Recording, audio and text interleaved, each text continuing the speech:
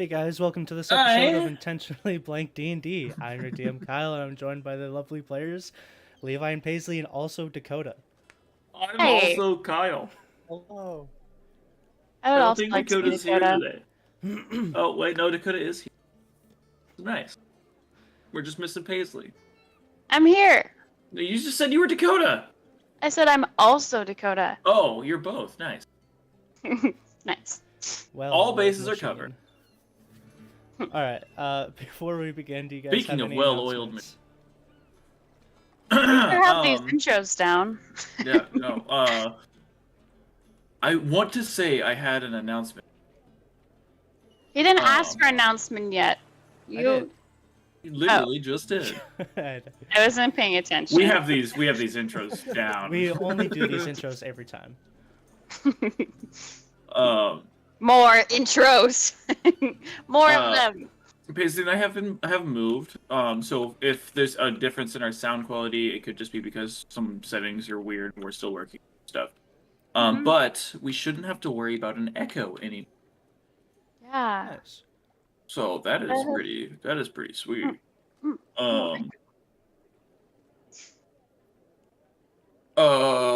Did anything happen with Talespire? Talespire, they're working on a bunch of bugs in the background. But I don't think anything came out. Yeah, they didn't have anything come out, but they are working on doing more with like the rolling, and like the side. Oh, being able to rolls. save dice Yeah. rolls and stuff. Yeah, that's sweet. But yeah, they're working on a bunch of stuff. Some of you guys may have noticed that we are starting earlier today. That's No an one's gonna notice announcement. Hey, you don't know. that. No one watches us live. You could. If you're there, we love you. And we So, see You're you. watching us like 5 years from now. What's up? What's up? You guys are here for the conception of Kyle's kid. Whoa.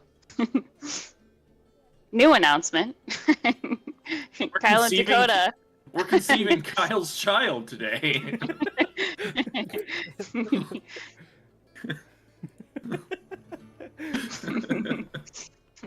Yeah, All intro's right. getting Well, if weird. there's no more announcements.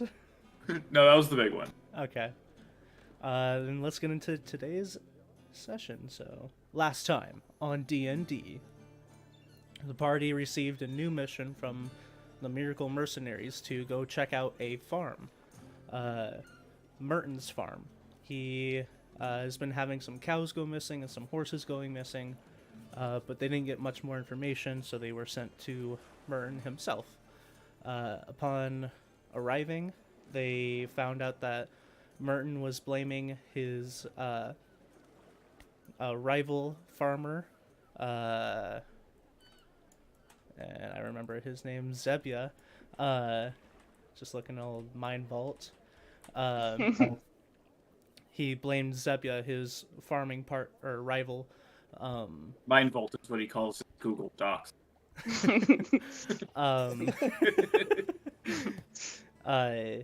He blamed him for stealing his cows because his cows weren't selling. Just because his cows are dirty. So Yeah. the party went and split up. We had one of our party members talk to Zebia himself. Asher ended up taking that and cleaning his pen as checking in on him. He was a good farmer, but not a good livestock farmer. And all of his livestock were in pretty poor conditions. So Asher took the time to clean up the pen. One of our members, Blanche, went and checked out Zebia's storage, and on inspecting it, did not find any of Merton's cows, and found that there was tracks leading out of the storage, but the tracks led to Zebia's livestock, so there weren't any signs of him taking these animals. No sign of wrongdoing. Yeah. So while those two were doing that, Hoovel went and inspected the area where the animals were, and found large claw marks. Upon finding this, the party set up for an ambush. That night, as they were watching the livestock, they saw a giant bird-like creature descend from the sky. Once it got closer, they see it is a larger than average griffin. And I say average, meaning griffins are rare. This was even more rare. They fought this griffin. Blanche did go down. The rest of the party continued fighting, and the griffin eventually did go down just outside of town, just barely missing some housing. All the while, smaller griffins circling the larger griffin, helping it get out of bolas that were thrown at it, and kind of like trying to melee the party. Not to a lot of success, but in the end, a couple of the smaller ones went down, the rest fled. We ended last session with the party, along with some of the townsfolk, dragging the body of the large griffin closer to their house, and all of the party going to bed. We start this next session with Asher and Hoovel. Blanche, we've talked about what you're doing this morning. Yes. So you're off doing that. Asher and Hoovel, you guys wake up. Blanche has already left the house, and you guys go outside to check the griffin, and it looks like the large body is still there with a large crowd around it.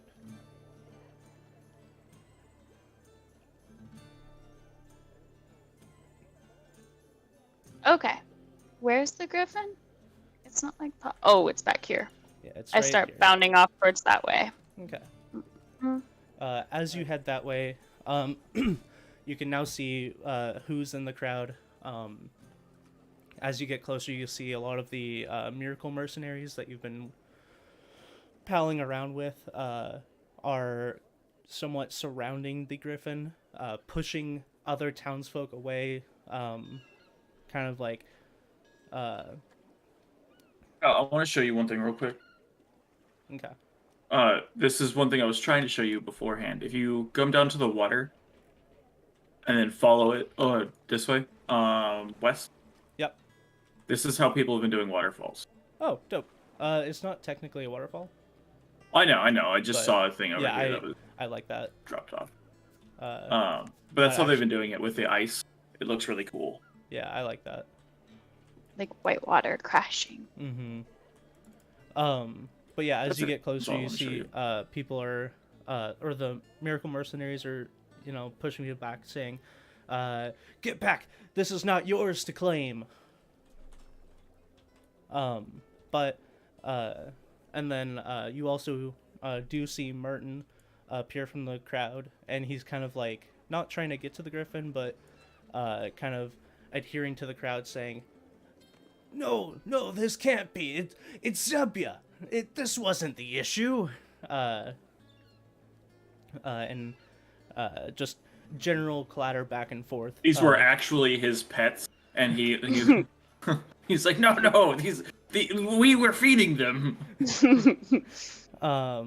But as the miracle mercenaries see you, they come up and they're just like, "Ah, the heroes return!" Yeah. And you see as the bugbear comes up and says, "We've kept these heathens from your score, but we've been up all night, so it's up to you now. We're going to leave." And you can see like super sleepy now. Pretty like bags under their eyes. It looks like they have been guarding your quarry. Bugbear's like, "Worked hard, take nap now." Okay. He just curls up right there. Yeah, it just flops backwards. I stride towards the creature with my hands up. I'm like, people, you're going to resume your daily tasks now. Leave us. I'm trying to do a big old group like command. Okay. Make a persuasion check.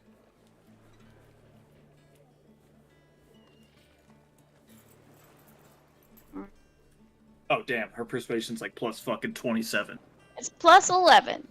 So 24.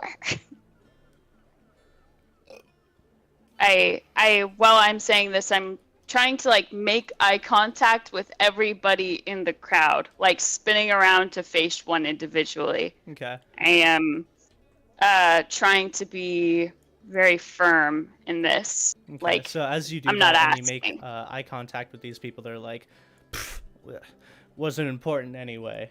And they all start like leave. Yeah. As you are making the rounds, the orcish woman from the Miracle Mercenaries kind of like stops as she's leaving, and kind of whispers at your ear. Just so you're aware, there are some higher-ups at the guild hall. They're hanging around longer than usual. Just keep an eye out if you head back there. I nod. That's gonna be our next stop. We just gotta figure out what The to do others with this seem first. to want to say they were doing good by guarding the quarry, but we just don't like hanging around there while they're there. Just so you're aware. Oh, I see. Okay. Don't Thank let you them very- hold that over you. I nod. Thank you. Yeah, and she takes her leave along with the rest. And as you're looking around, you can see Merton kind of like trudging off. And as you continue making eye contact with everyone, you do see a dwarven figure step forward, unfazed by what you were saying. And you see this dwarven figure has like a long gray beard, black hood up, followed by two large humanoid warforges. And warforges, just so you're aware, they They're like constructs, right? yeah, they're constructs, and they generally just like do something. Like they have tasks that they usually do. Okay. So one of these warforges looks about what you would expect out of a warforge. Pretty simply built, the one with the spear. It seems to just be following this dwarven fellow. The other one looks to be more intricate, carrying a shield and a somewhat large metal rod and a large backpack. And it seems to not just be following, but also like looking at its surroundings and seems More aware. Yeah, more aware of what's happening. Okay. As he approaches, the dwarf says, "Hello, I will be taking this," and holds out a large sack and kind of like pushes it into your chest as he somewhat walks past you. Whoa. And he says, "Here's 150 platinum, which is sufficient payment.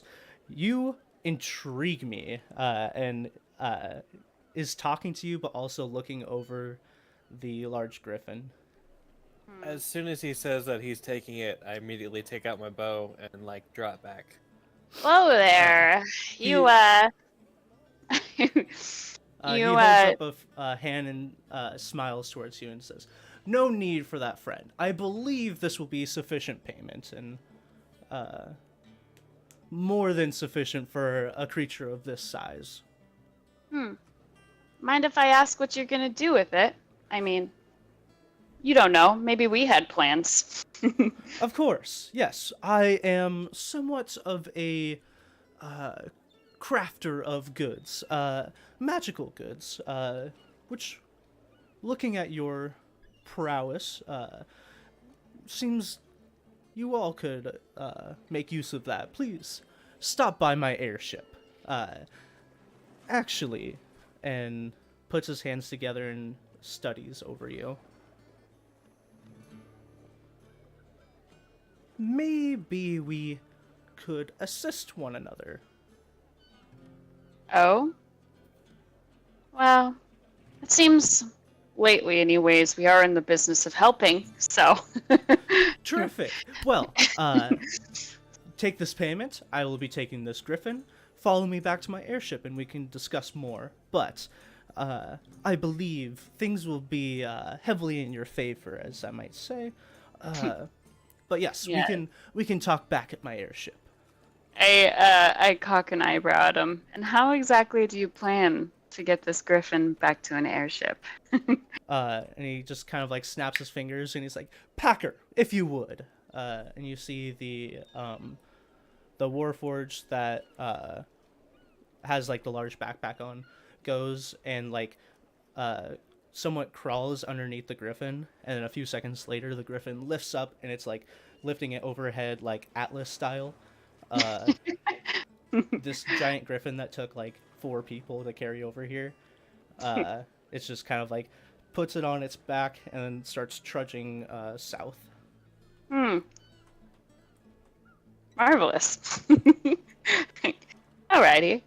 Well, you're a bunch full of surprises. I go ahead and follow them. Yeah, and he waves his hand. Yes, people tell me I am amazing. Please, tell me more. And he continues kind of boasting as you guys walk. Well, lofty payments, I say. I'm inspecting the bag, too. I pull out a coin and check their legitimacy. Yeah, if you want to make a general knowledge check, so that would be like D20 plus your intelligence. Okay. Or you could do investigation, I guess. Well, my investigation is a +4, so I'll take it. Okay. 21. Yeah, you take it out and you look over these coins. They are indeed 100% platinum. So 150 platinum would equal 1,500 gold. Oh. And then you guys follow him. Back to the bridge. As the bridge creaks under Packer. And then you see in the middle section you can see that he has built a like impromptu like ramp that leads up, and then nested in the water you see a large ship, fairly similar to the ones you've seen. Differences being it seems to be a little more stout than other ships. Large white wings protrude from the sides, and along the back you see a large purple crystal glowing and somewhat slowly spinning. You see as Packer, the Warforged, puts the griffin kind of just on shore, and then he himself walks across the bridge onto the skyship. I follow after Packer. I wait for him to enter first. Okay. Yeah, and as you do, you see the more basic-looking Warforged goes down the stairs and into the rest of the ship, leaving a rope behind, kind of like closing it off. And both the dwarven figure and Packer stay up top. And they kind of beckon you and says, "Yes, this is my shop, the Air E&E." Okay. Okay.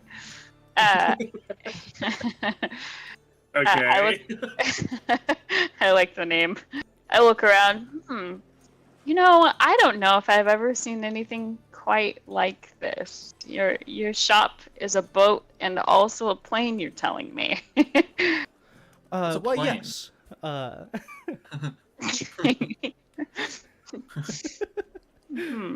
Okay. I'm intrigued. Like the plane of internal fire? The abyssal plane? Oh wait, I suppose that's not quite. Nobody has quite yet invented the Is plane. this astral plane? The celestial plane? Why, yes, young lass. My ship does fly through the air. Okay, good stuff. Huh. It's Well, quite an impressive invention, if I do say so myself. Patented in by myself, of course. I have sold the idea to some of the people over at Kesdon, but this would be the only operational vessel as of yet. Feel free to bask in its glory.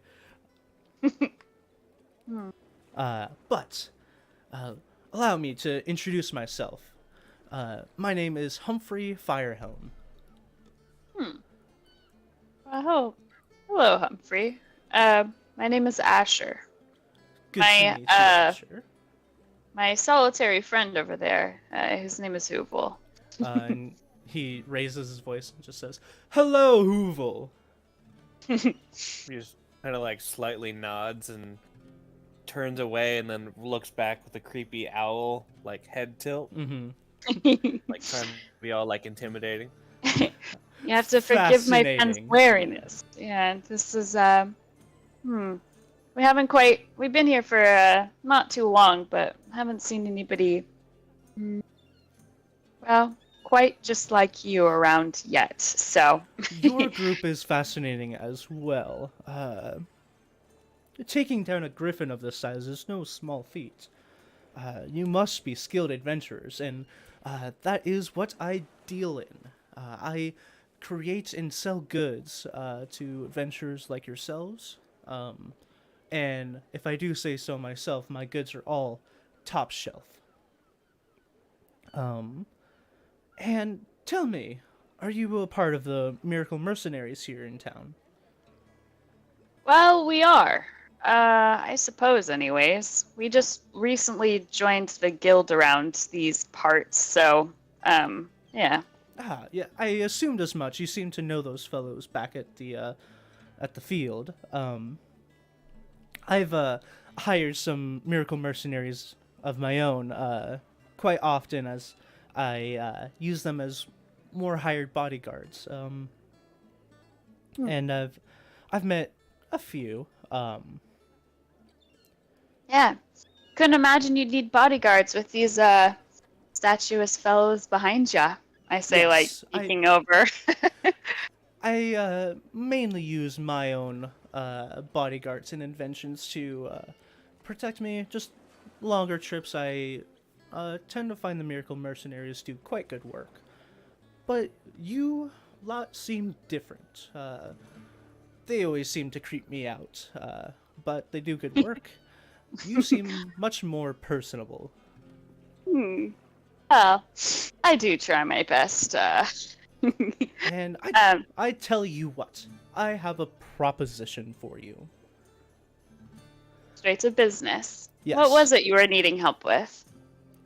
Not me per se, but I've been working on something that I believe would help you in your missions, and I would be willing to give it to you, with the condition being that you spread the word of my shop, the Air E&E, to other high-ranking adventurers such as yourself. I am sure you all travel and run into other adventurers that could make use of my goods, and I'm trying to get my name out there. Okay. Sounds simple enough. Yes. You going to be here? Is this the direction I would point them in? I'm here, or let me pull up a map just so I can tell you the right information.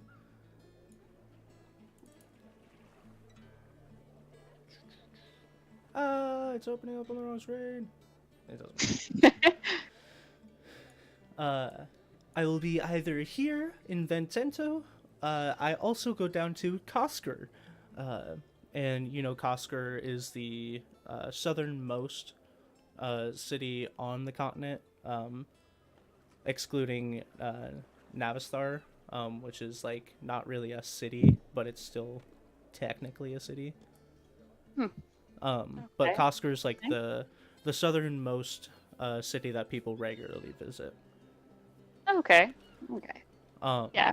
We haven't quite ventured there yet, but Yeah, and he says, I make frequent trips between the two, so if they go to either, they will see me eventually. Hmm. But I'd be willing to give this item to your group if you spread my name, and you are more than welcome to shop with the rest of my goods as well.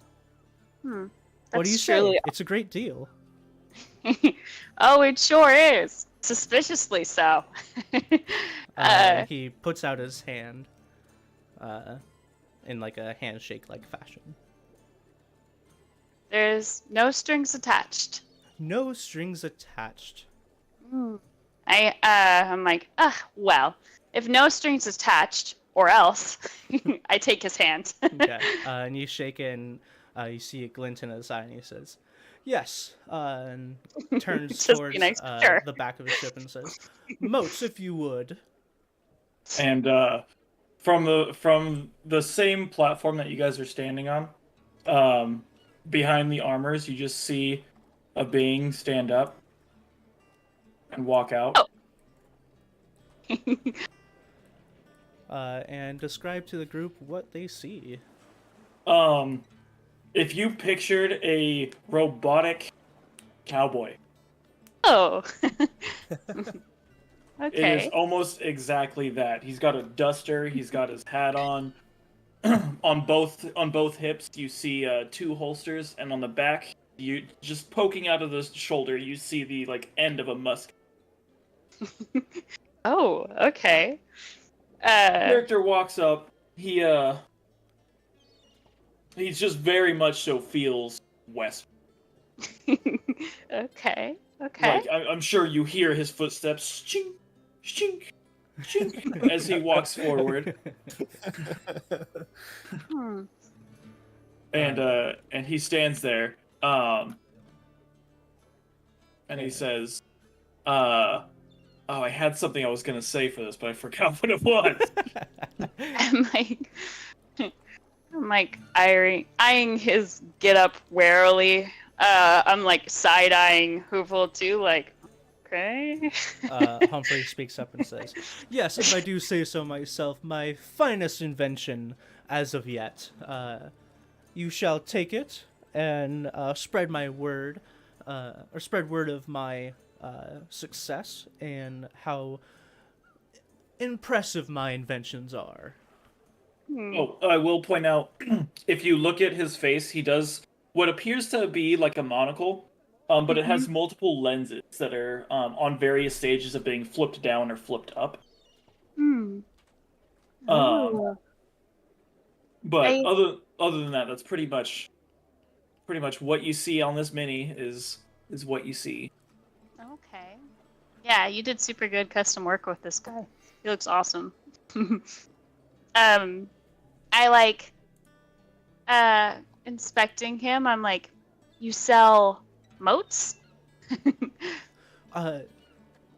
Moat is a special case.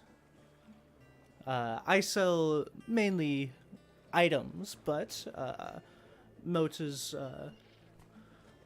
one of my finest inventions. Not normally for sale. What does he eat? I'm eyeing him as like a new pet. Uncertain of Warforged quite yet. Well, Moat can speak for himself.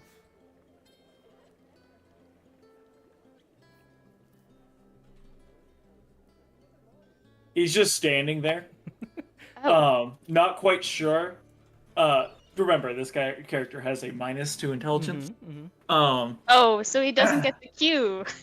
So he's standing there, just like you two are talking, and then, as he says, Moat can speak to himself. You guys both turn to me, and he doesn't quite understand that is a cue for him to speak, because he didn't know that anybody was talking to him. With a moment pause, I'm like, I grab 2 apples. I give him 1. I have the other apple. He reaches out and he holds it. Okay. I take a bite of the apple. He puts the entire apple in his mouth, and you just see it get crushed. Oh, okay. What does his mouth look like when it opens? It's kind of, he doesn't have teeth. It's just kind of like if a machine had an opening, and then that opening closed. Like a Muppet? Kind of more. I was thinking more like a But vice a terrifying dark Muppet. grip. I was thinking more like a vice grip. Okay. Oh, okay. So it's very much so mechanical. I'm like, oh, this is excellent. This guy is pretty sweet. I turn to Hoovel and I give him just a quick heads up. Thumbs up. Also, if you did look into his mouth while he was doing that, it doesn't lead anywhere. Oh. So he just has apple in there Yeah, now. so It's just crushed apple. crushed apple. Some of it's starting to like leak out the sides. I toss the other part of the apple overboard. I'm like, well, gosh, Moat, I guess you're As coming you with toss us. the apple, Uh-huh. he quickly unsheaths one of his revolvers and shoots it as it's overboard. Whoa! I like duck away a little bit. Oh. Yeah, and since neither of you had any previous interactions with these weapons, you see him pull out a similar looking iron rod, similar to what Packer was using, and This one just seems to be a lot smaller. Yeah, a lot smaller. And then like kind of like almost a deafening bang as the apple explodes. Whoa. I flinch away. I like kind of stand up again, like tweaking a finger in my ear. What the hell is that? And then when you look back at my character, there is nothing in his hands. Huh. I shoot Humphrey a look. You Do see you Humphrey- do you actually say what was that? Yeah, that's what I. Oh, okay. When you say that, he pulls out one of them and he holds it, not like wielding it, but like holding it, like showcasing. And he's like, "These fine products can be found at Air E&E."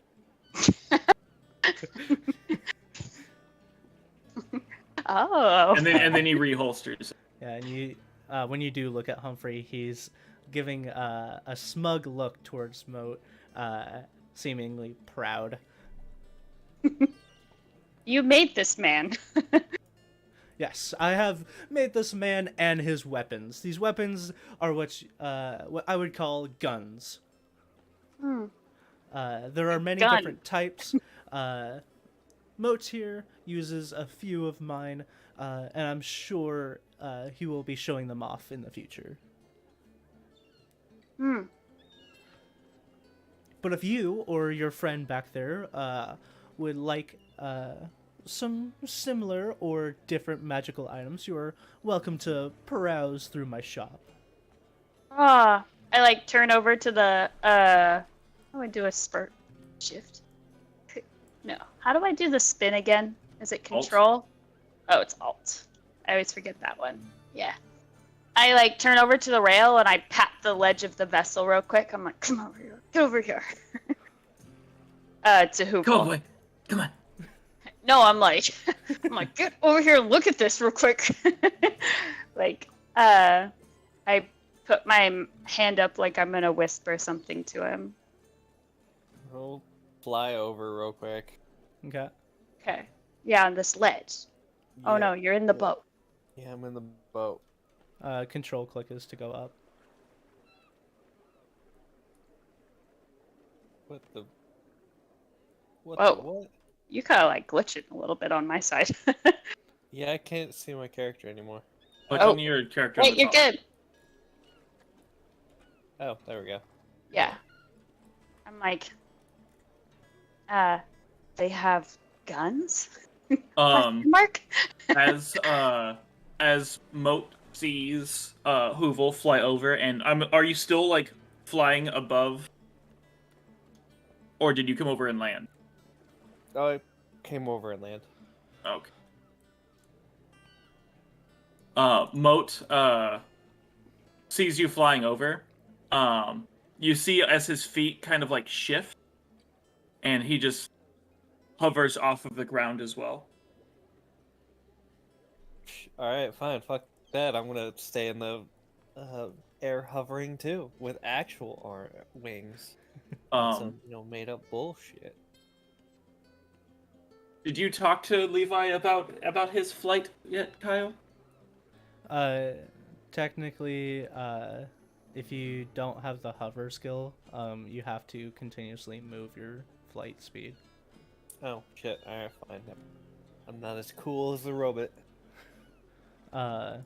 But you can fly And then very fast. He lands back down, and his feet kind of like go back to normal.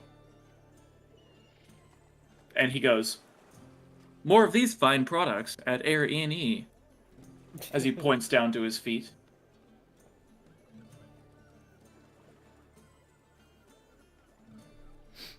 We're just gonna like look at him, shake his head, look elsewhere. You're gonna be hearing that a lot.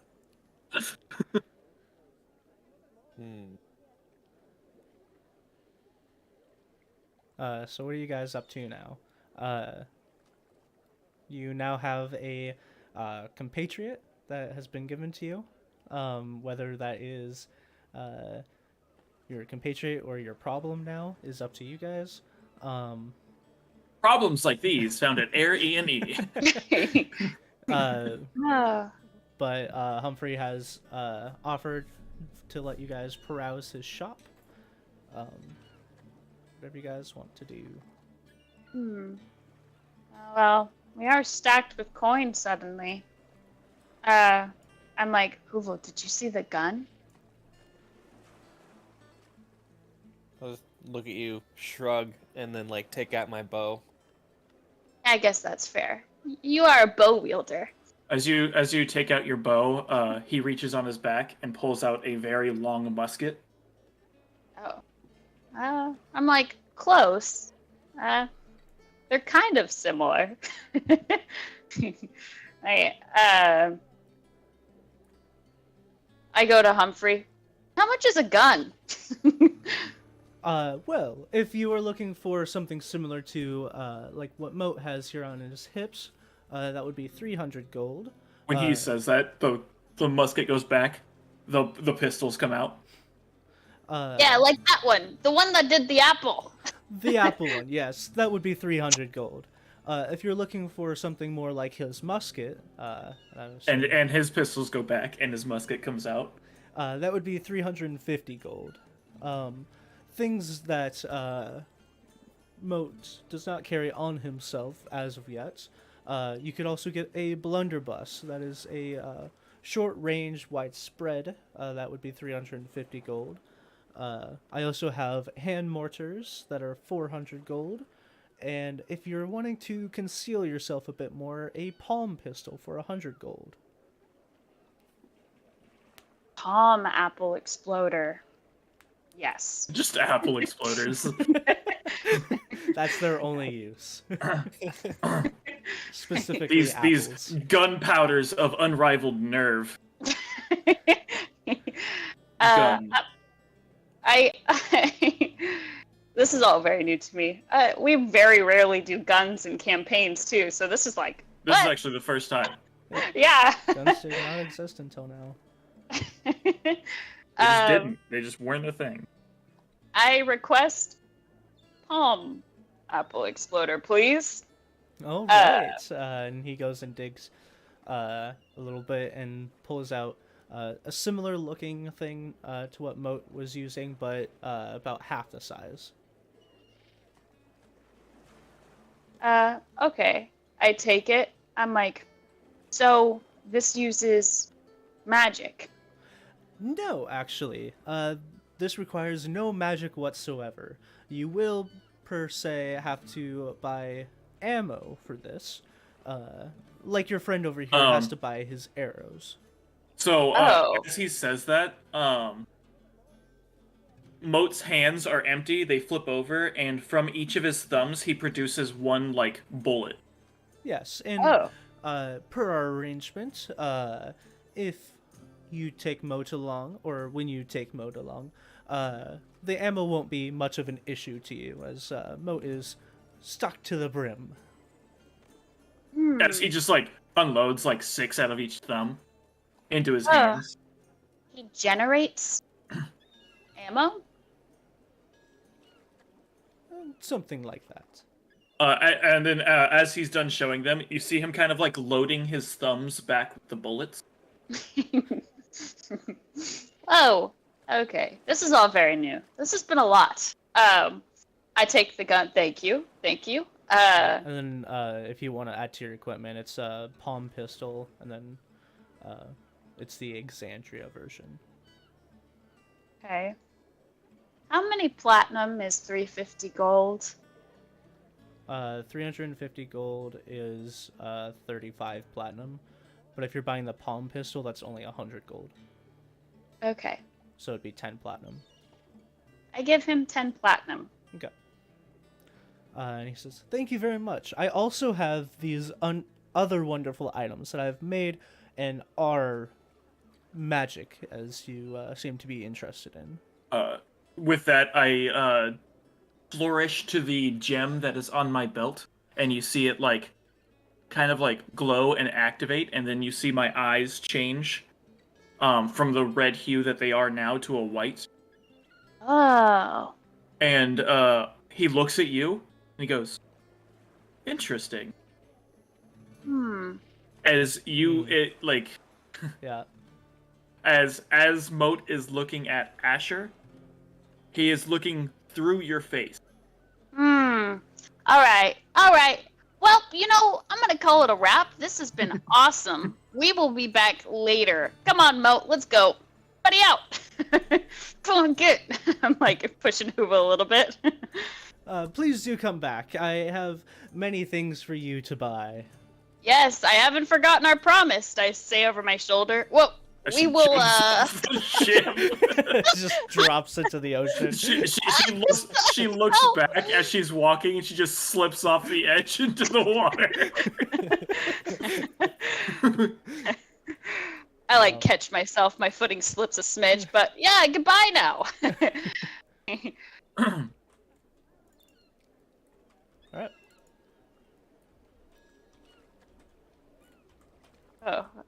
Oh. As Moat is crossing the bridge, he points at this tower and he says, "This must be where we stay." Oh. Oh, are you like heading that way? Yeah, he just starts walking there. Okay. Is immediately gonna like look happy and fly up to the top. Wait, boys! I don't know if we own this. I'm like following after him. You see, we kind of have like a super tiny hut we live in on like the edge of the town. I mean, this is like. No, this. Oh.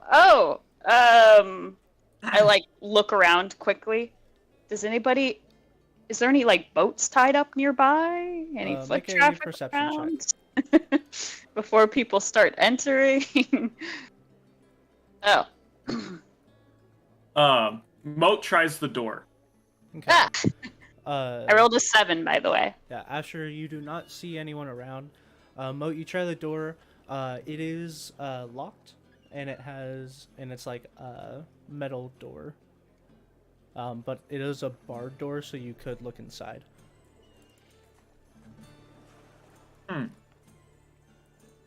Back, I'm like, Moat, I don't know who this like belongs to. Shall be ours. We like just got here too. I don't know if we should just be breaking down. You aren't aware, but we kind of have like a history, and we kind of Who like will you on the flew to DL. Yeah. Make it be done. Okay. Hoovel, at the top, you fly in, and you see kind of like a squarish room at the top, completely emptied, but layers of dust, overgrown with moss, that goes from the outside and then creeps into the inside. Okay, he'll like set his stuff down and take out a rag from somewhere and just start cleaning, and just whistling a tune. Okay. If I'm like tugging at Moat and he's not moving, I'm like, fine. And I'm gonna try and pick the door. Okay. Do you have lockpicks? Do I? I don't know if it came in. I don't think you do. I do not. Okay. Whole ass bag of holding and no lockpicks. Yeah, I turn back to him and I shrug. Like, never gonna get this open. Who must we talk to? To get past the door. The mysterious tower door of unknown ownership? I suppose we could go into town and ask for some lockpicks, but I worry the Let's townspeople go. might. He starts walking into town. Yeah, all right. And the very first person he sees, he's like, "Where can we get some lockpicks?" Okay. So as you walk in, you do see the group off to the side that are in kind of like fur and leather wear, not like armor, but just clothing made out of fur and leather.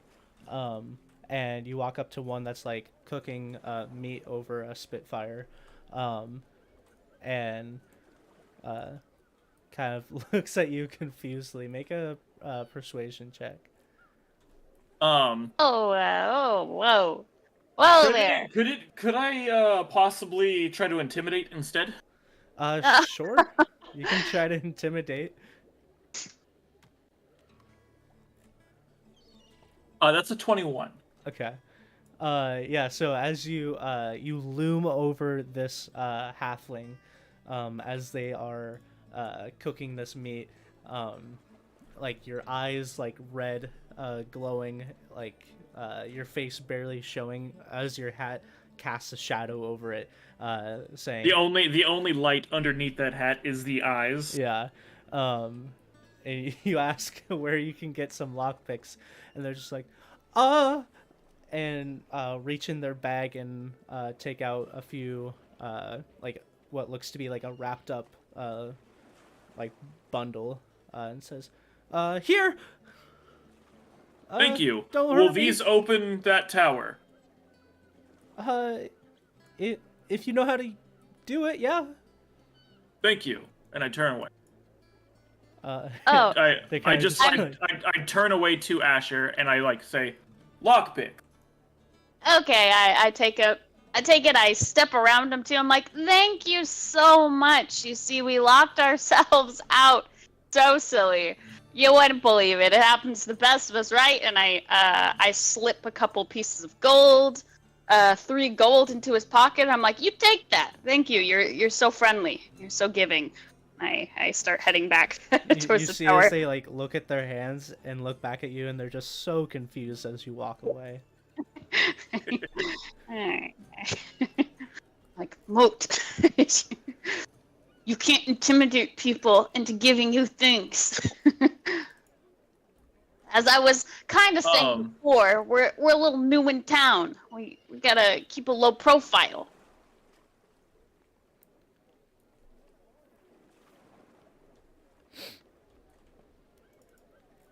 I wander up to the store. I don't know if I've tried to lockpick something before. Pretty sure I would still be better at it than you would. Oh God. Okay. Here. Watch as I do, I tell him. Confidently. And I take the lockpick and I try to open the door. Okay. So yeah, if you want to, you can roll a d20, add your dexterity. Dexterity. Okay. If you have proficiency with lockpicks, I don't believe you do. You would add your proficiency as well. Do not. So I it'd do not have. d20 plus your dexterity. Okay. It's a +3. So that's promising. 13. 13. You're working on these locks. The door is like kind of broken, so you're having a little bit of trouble just because the lock's kind of corroded. And but Moat your locks is, don't because break. you told him to, he is standing there and he is looking directly at your hands the entire time. Oh. The door doesn't open, but your locks are still fine. You could try, but it's a little bit higher of a DC. Or, you could theoretically call up to the person that's really good at lockpicking things. Yeah. Just, a suggestion. I That one that has plus 13 to a sleight of hand, I step around the tower and I look up because he said he flew up to the. I probably saw the direction he was flying up to the tower. Yeah, you know who was up there. I try and shoot him a message. Yeah. The message is just, it's just door? Question mark? I'll immediately swoop down. As you come down, you see as Moat pulls out his pistol and he is about to start aiming it at the lock. Oh, whoa! I'm like, hey, easy there, buddy. Easy there, buddy. We got,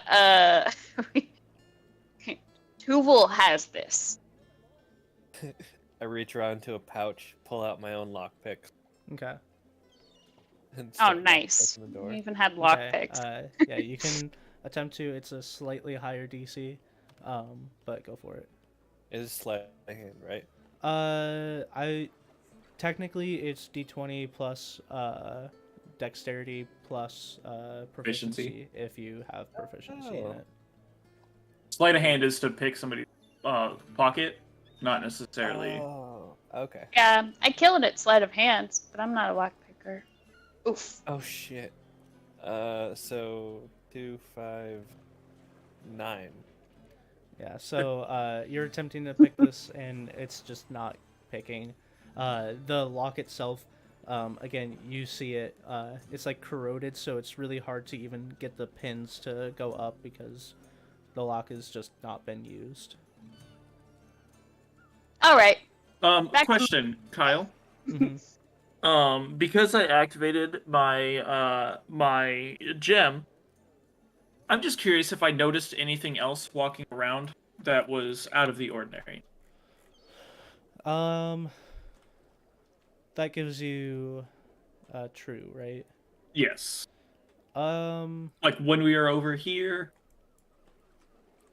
see. Nothing that you would have seen. Okay. I just in case you had forgotten that I had that activated. Yeah. You do have that activated. You do see some party members, but besides that, nothing out of the ordinary.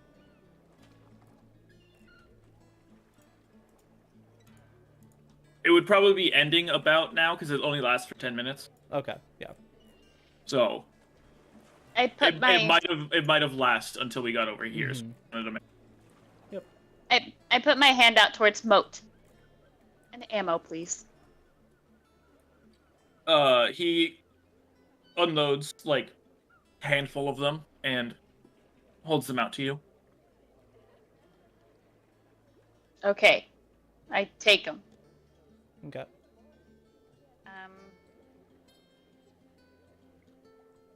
I give him my pistol too now, and one of the bullets. Do this. I show her how to do the reload. I don't know how much the palm pistol holds. So if you look at palm pistol, it should say a reload something. It says reload. I'm not seeing it. Oh, reload 1. Okay, it only holds one bullet. Then you have to reload it. Oh, yeah. Be fired enough equal to its reload score, and then the reload score is 1. Yeah. Yep. Okay. So I mimic him. And I after I reload one, I like just point it to the water and I shoot, and then I show her how to like empty that and then reload the next one. Mm-hmm. Yeah, so Asher, he goes over just like basics of how to reload and stuff. So, um, And how to actually fire it. yeah. And as Okay. you attempt to load it, it takes about 6 seconds. So it takes one action to do so. Okay. Or one attack if you have One attack if you have multiple attacks, but I don't believe you have multiple attacks. Do not. Okay. I'm like very when you good. see me load it, I load it like really fast. Okay. I mean, when you try to load it, it's just waste. Alrighty. With this new information, I'm like, okay, we're doing your plan, and I step back a bit, aiming for the door. I step back a bit as well.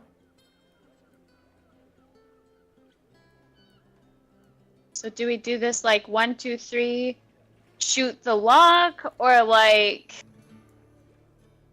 I am confused. You said lockpick would open door. Yeah. So here's the thing. The thing is, we suck. So, lockpick. Okay, we suck. Yeah.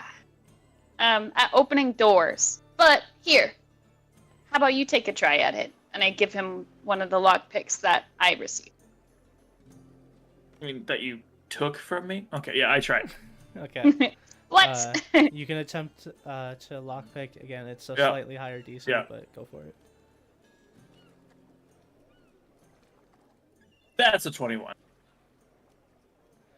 21.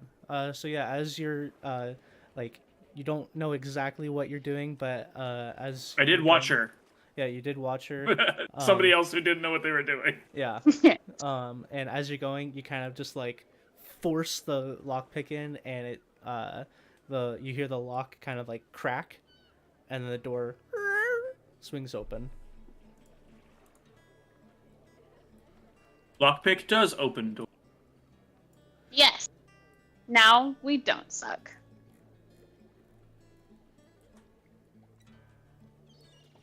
Well, get on with it then. Everybody in.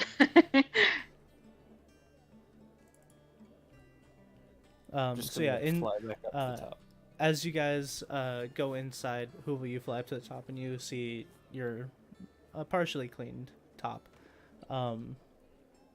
Asher and Moat. As you walk in, you see a long hallway that's somewhat crumbly, overgrown with like roots and plants. And you climb the stairs, and it seems to be a fairly long stairway, just winding all the way up. Similar to the rest, it has crumbly stone. Those aren't supposed to be there. And just plant. And you climb all the way to the top. And at the very top, you see Hoovel, who has been beginning the cleanup process. Oh. I look around. So it really is empty. Long ways down. I shudder. I'm gonna point out something. Moat does not know this in any way, shape, or Mm-hmm. but you guys were told this was an abandoned tower. Yeah. Wait, when we were told that? When we were told on places that we can live. Oh, we already picked one though. Yeah, because this place was abandoned and we'd have to buy it, whereas the other one was free. Oh. Still have to buy it. Okay. I suppose this could be our home. Well, But anyway, Moat doesn't know this. Moat thinks this is our place now. We have lockpicks that open door. yeah. See, I'm looking around. It's kind of nice up here.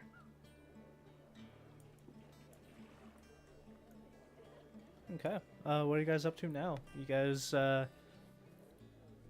a tower? And you've gotten a new companion. Well, dang. I've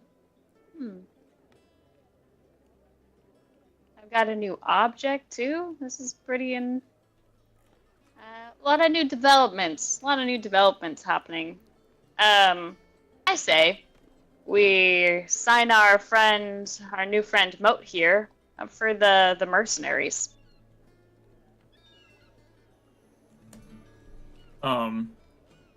He goes up to the window. He activates his boots and then just slowly sinks down. Are those a once per day thing or? No, at will. Okay. Let me Mike. double check. I'm like, At well, will. I guess I take the stairs. I'm just gonna. Oh wait, I pop back up and I hop on my broom. So none of you needed the door. No one needed the door. Oh my god. Look.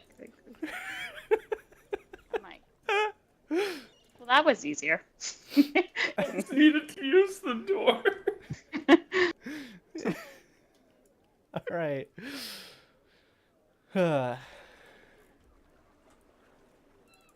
Okay, the mercenaries. Okay, so you I guys, told you, I am not smart.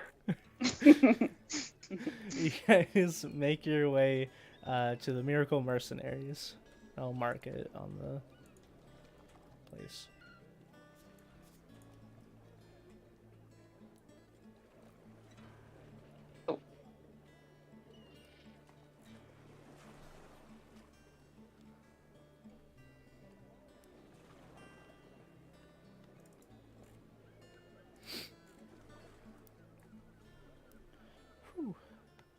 I'm over here. Okay. So yeah, as you guys head on inside, directly inside you see two figures to the left. If you guys want to go in. You see two figures to the left. One of them seems to be a bird-like person, an Aarakocra, and next to them a somewhat angelic appearance, paler blue skin, and large folded wings, and Asmar.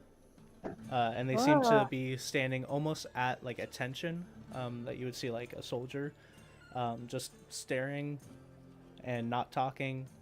And as you guys walk in, they like their heads follow you, but they don't say anything.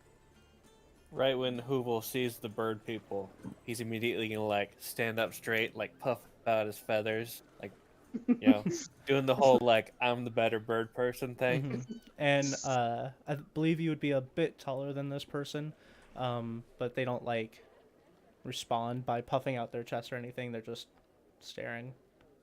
They're submissive. Yeah. Maybe breedable. Lively. Maybe breedable.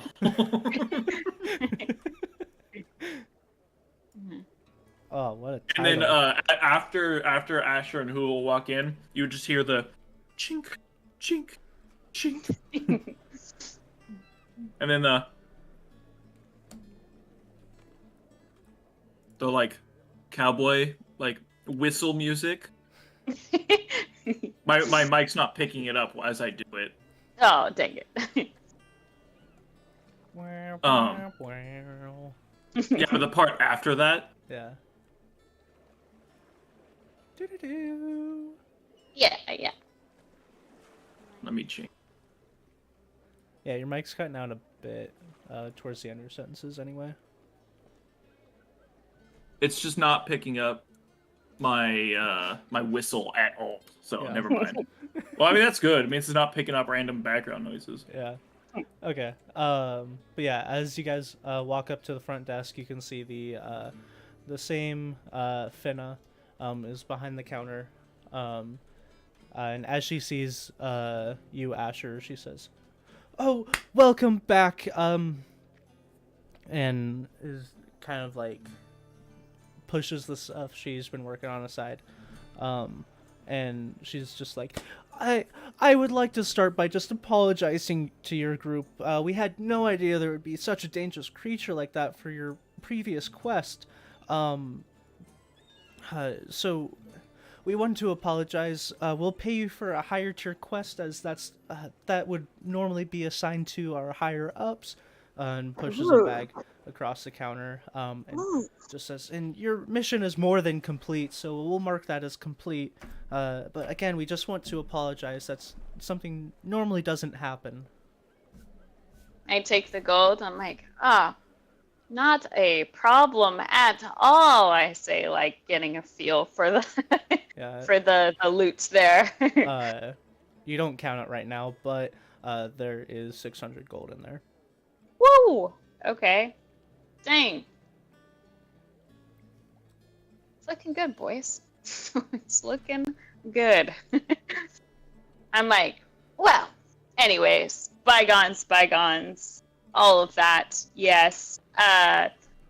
We have a new person here. This is Moat. Terrific. Yeah, your group is signed up for the guild, so however you decide to add or subtract from your party is of no issue to us, as long as you guys are completing missions. He steps forward. He takes one of his guns out and he puts it on the table, and he's like, "Tell your adventurers you can find stuff like these at Air E&E." And she kind of looks at it. I will. Thank you. And he picks it back up and he reholsters it. Yeah. And then he goes back to his, like, stoic, just standing off in the corner. I like whisper. I'm like, sorry, he's still in like the store demo mode. Okay. Have you guys figured out what his name's from yet? No. Nope. I'm sure it'll click eventually. Do you want to tell him, or do you want to keep it a secret? Oh, I'm gonna keep it a secret till the end of the session. Okay. If yeah. one of you guys guess it, I'll give you a inspiration point. You can't decide that, but sure. The fuck? I was gonna point that out. It's the fact that I don't have the power to give you one, but I'm giving you one. Upon hearing her say add or subtract, like it's kind of clicks for me, and I look back at Hoovel. Add or subtract. But anyways, yeah, this is Moat. We're adding him to the party. We're looking for a quest. Oh, terrific. I was gonna give you some time off, but if you're ready to go right now, that's, yeah, we have quests, that need to be done. And pulls out a paper and, says, well, this one has been an issue for a while, but it more recently came to us, and I believe you've proven yourselves strong enough to at least attempt it. There is a lumber mill quite a bit out of town, or a bit out of town, not quite a bit, that's been rendered useless to the town. The workers there have been killed. Group of adventurers, not ours, and some other guards have been killed. And that's when it has been brought to us, is when the guards couldn't handle it. Seems like some sort of monster has taken over, but we don't have any more info than that. We want you to eliminate the threat so that the mill can be used again. And please do be careful. You've proven yourselves, but above all else, we want you to return so you can do more missions. Of course. Any info as to when this monster seems to be active? Like day or night? Well, it has taken over the mill, and anyone who's gone there has not returned except for one guard. That's how we got the little information we have. But he soon died after getting back. Had some pretty grievous wounds, but it seems like people can't even approach. Okay, good to know. Well, it shall be done. Terrific. And again takes the stamp, stamps your guys's page that already has 2 other stamps on it, and then stamps this new one. Sweet. Alrighty. Yeah, we'll be off then. As you guys leave, the 2 kind of like step forward, and the ASMR speaks, and just says, "The master has been watching your group. He is very impressed. Continue doing what you are doing. I'm sure your group will go far." And then, like, kind of goes back to being in, like, a salute stance. I kind of eye the bottom level of the building. Do I see any statuesque figures there? Like where all the tables and stuff are? Yeah. No, it's empty down there. Seems like the lower rank people that you guys have been hanging out with have not returned as of yet. Okay. Yeah, I start heading up then. Okay. Just kind of like not really regarding their info.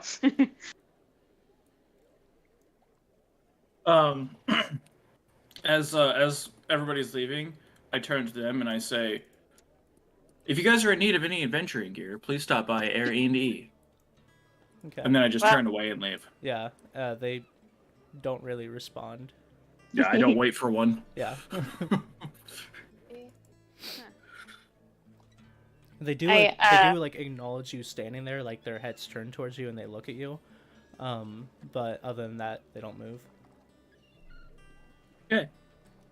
Yeah.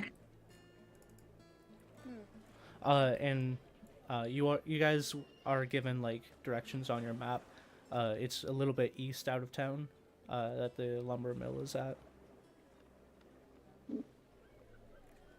I have a quick stop first. Let's go back to the old place. The old house? Yeah.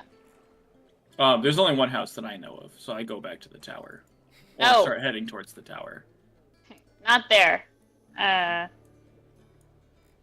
drag Moat back to where we were sleeping before. Okay. Yeah.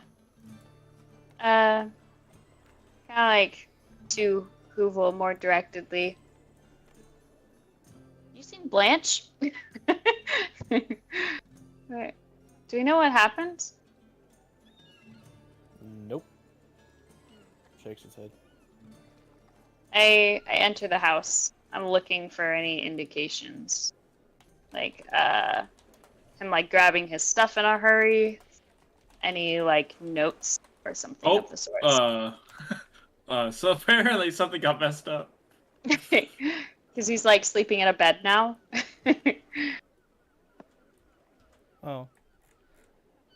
Where'd the thing go? Um, Oh, it's on the bed. yeah, it's on the bed. That's why I was like, Yeah, you guys walk in, there's a dolphin on the bed. Yeah, it must not like it all. Cut through there.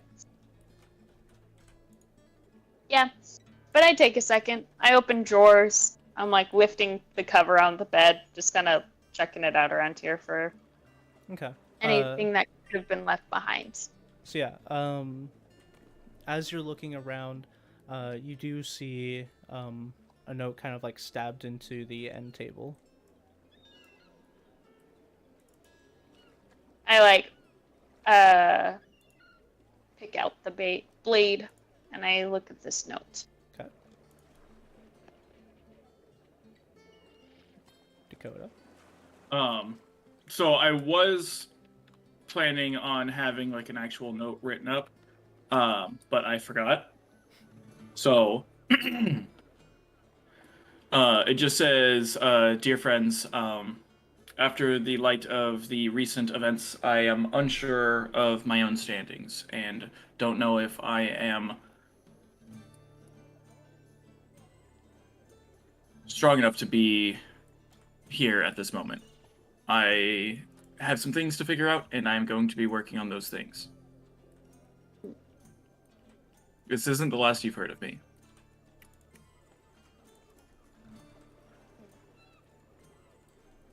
I passed it over to Hoovel too. Right.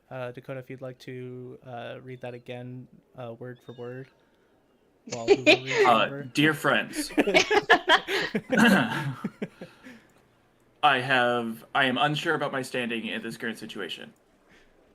Mm-hmm. In light of recent events, I don't know if I am strong enough to continue with this party at this time. I have some things to figure out. This isn't the last you've heard of me. Nice. I think That's I was pretty pretty close. That was pretty darn pretty good. close. Yeah. And then you pass a note to Moat. Yeah.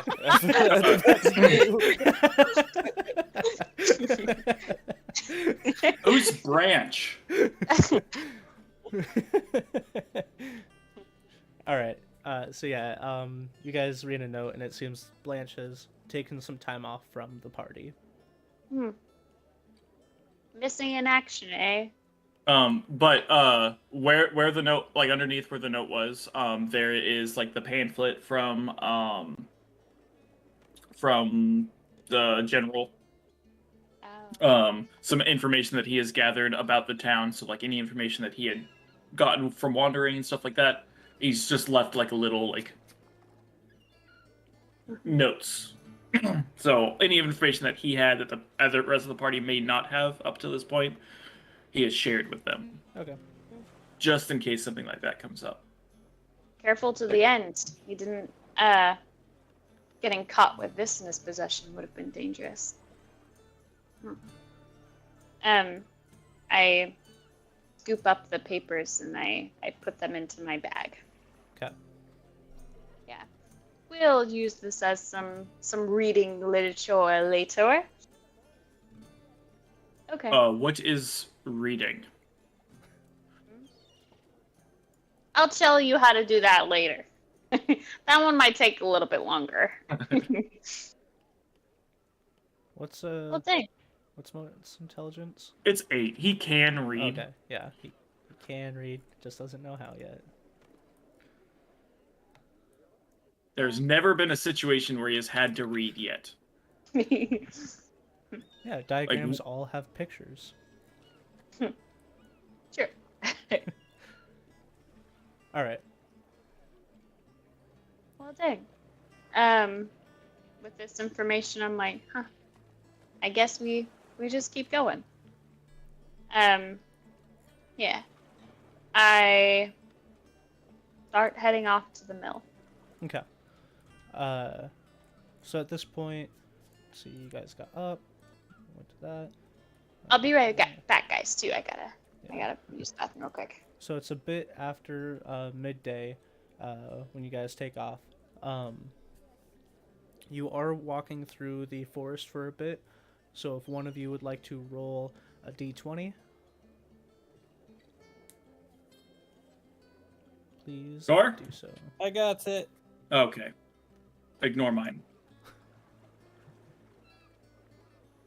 10. 10? Yep. Okay. Come on, big dragon. All right. You guys start heading into the forest, and as you're walking, it's starting to get a bit cooler. It is after summer now, so you guys are starting to feel a bit cool. Moat, you don't feel anything. I don't feel anything. But you guys are walking, and a small fog creeps over the forest a bit. But as you continue walking, it seems that you guys do reach your destination. So I will pull you over to that board.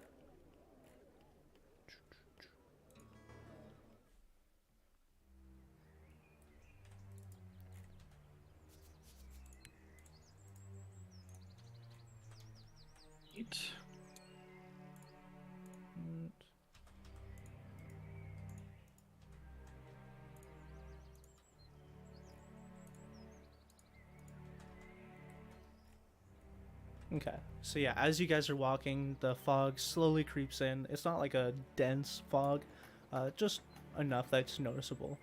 Got it. Nice. I had to like cancel like all the fucking noise suppression and everything just to pick it up. Yeah. But yeah, as you guys get closer to your destination, you see a clearing, and as you head towards it, you see an initially looking, nicer looking cabin with a stone fence and a wooden archway in front of it. As you approach it, kind of gives you like a comforting feeling, like, oh yeah, it's like a nice log cabin. As you get near, and you kind of see it a little bit closer, you see there are bear traps kind of scattered around that have all been tripped. Under the archway, you see a body lying there, blood splattered around it. Up top on the roof, you see a large crossbow that's been like kind of set into the roof, and lying over it you see a body. Can I, while we're still like back here, can I attempt to do something? Sure. Okay. I'm gonna reach up and I'm gonna flick some of my lenses down. And could I try to make out what killed them? Sure. Go ahead and make a medicine check. Give me 1 second. I need to double check one thing. Okay, that only affects investigation checks. Okay. But that is an 18. Okay. So the one under the archway, you can see as you look at it closer, you are still about this close. Just as you didn't really notice the different things appearing until you got this close. But as you look through your scope, you see large slashes across the chest area and like arm areas. It seems with that high of a medical check, it seems these slashes are deliberately in more vulnerable areas. But they're more like slashes, not like a weapon cut? Like a weapon slash. Oh, okay. I was thinking like claw slashes. Oh, okay, it's a singular slash where each of the wounds are. So okay. Some sort of slashing weapon, most okay. likely. And they seem to be like deliberate, like across vulnerable parts of the underarm, and like near the like chest area. And then like the one up top, you see like kind of like a cut along the side of their neck. Okay, so again, another melee weapon? Yes. Okay. Is Paisley back? I am back. Okay. Okay. But yeah, you do see that these are singular cuts each wound, and they are very deliberate. Then he says, these were no beasts. These men were killed with precision. Okay.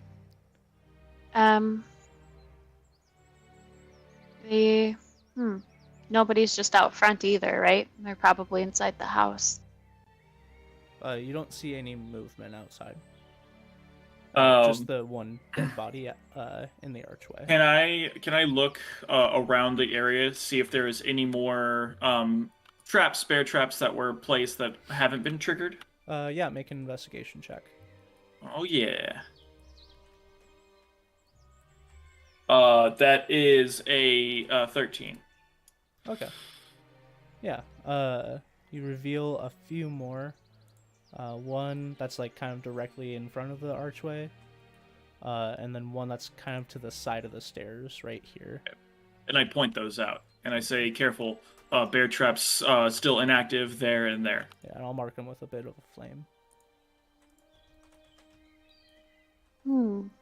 And you just notice that he is like looking at this area, like surveying everything from like this far away, and he's able to point out these specific things that are that would have been difficult for you guys to notice. Yeah, and I'll say, from your vantage point.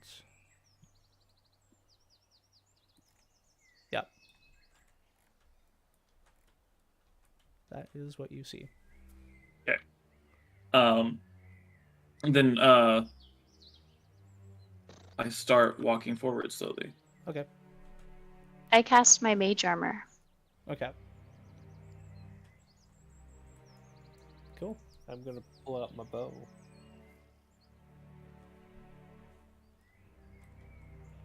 All right. Yeah, and as you continue walking forward, nothing seems to happen as you get to the archway. I'm going to check out the trap that has been triggered. Okay. Does it seem to have like hit anything, or was it like, is there blood in it? Yeah, I'll just give that to you since you specifically asked. Looking at the trap, at first you didn't see anything because you're looking for regular blood splatters, but as you look at it closer, along the tips you see a yellowish liquid. Same. It looks like blood, just a yellowish hue.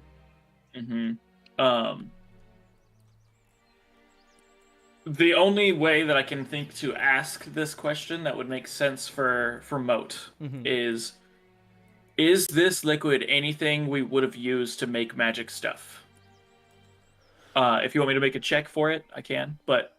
Make an Arcana check. Okay. That's a 7. Okay. You have not seen this liquid. Okay. Hmm. Like that's the only way I can picture, or like I can think to ask it. It's like, was this something, an ingredient on the ship? Yeah, you have not had previous encounters with a liquid that's like this. Okay. I'm like, seeing you looking at it myself, I'm like, this is ominous. And Asher or Hoovel, if either of you want to make an Arcana check with it, you can. And try. So I'm like kind of checking out what he's checking out. Arcana, it's a +4, so 16. Okay. With a 16, you also have not seen anything like this. Animals, like beasts, have red blood normally. Abominations normally have like red or black blood on occasion. Not a lot of things. There are a few things that have like maybe green blood, but nothing that you've come across in your studies or anything have had yellow blood. Okay.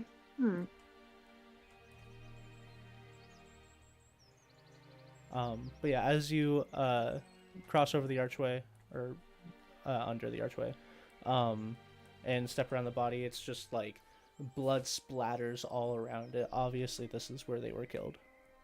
Okay. They just, the person who's dead just looks like common folk? Yeah, looking at them, it seems like they were probably a worker here. And the blood splatters seem to be very dry, so they've been here for a bit. My backpack real quick. Yeah. As you climb the stairs, you see another body strewn up against kind of like the side. Chink. Again, like slash wounds, blood splatter across the wall.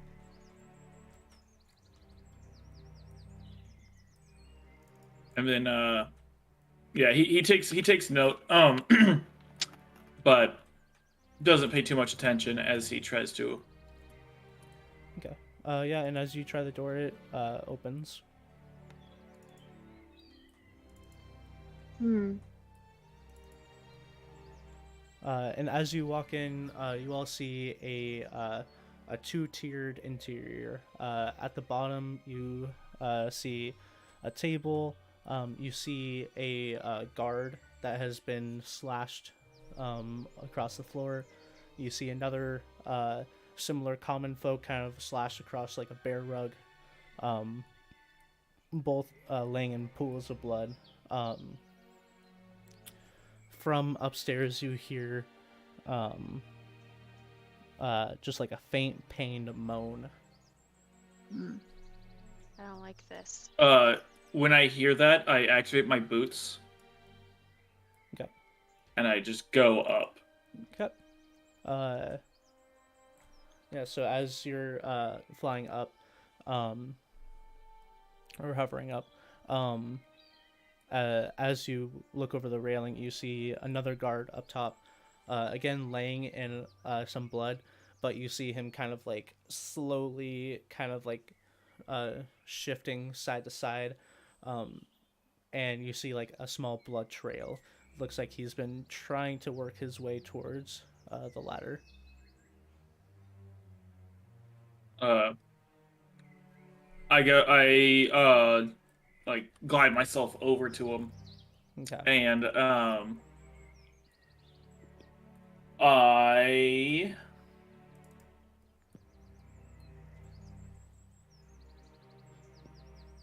not gonna say anything. I'm just going to like look at him to see if I can see anything like noteworthy about a fight. I'm trying to glean any information, not of him, but of what did this. Okay. As you lean down and start inspecting him, that's when he like notices you because he's been crawling kind of towards the ladder. Yeah. He turns around and like flinches back a little bit, and just says, "No, you've been trapped just like we were."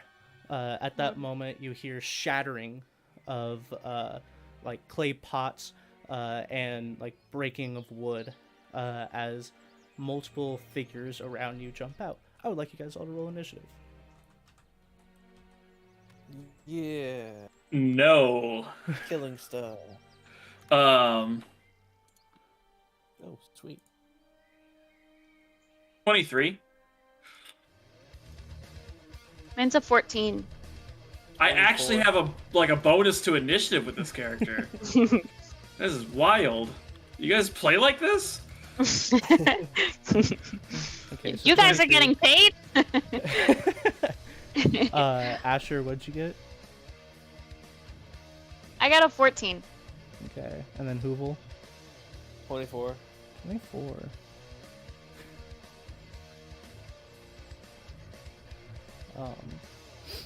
And then up with you, Moat. You see a little guy jump out, and they're a little bit hard to see, but they're little tiny guys. And as they jump out, you see kind of like a greenish skin. I muted myself on accident. That's a little shy guy. He's adorable.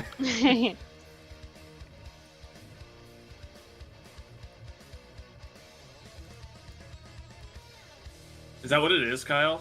No, Oh. I'll tell you guys afterwards. Yeah, that's fine. I just thought it was a little shy guy, like, monster you found a stat block for. They're Shy Guy-esque. So yeah, you see little tiny hooded figures. Their hands look to go into like nubs, but they seem to be able to carry things as they are. Each of them is carrying kind of like a basic looking kitchen knife in one hand, and then the other hand they are carrying like a very small glowing lamp that gives light like 5, maybe 10 feet around them. Oh, that's perfect. That just makes it so everybody can see them fine. I'll light them up. How many are there? I see 2 of them up top. I only see 2 too.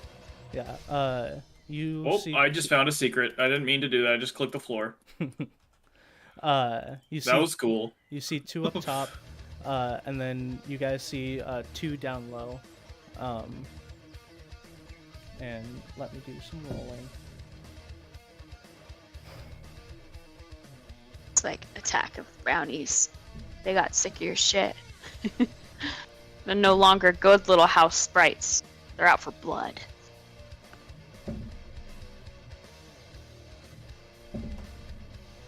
Someone apparently didn't feed them enough sugar. Where's their saucers of milk? Honey. Gotta leave If it I remember out. correctly, for brownies, it's specifically honey. Oh, honey. Okay.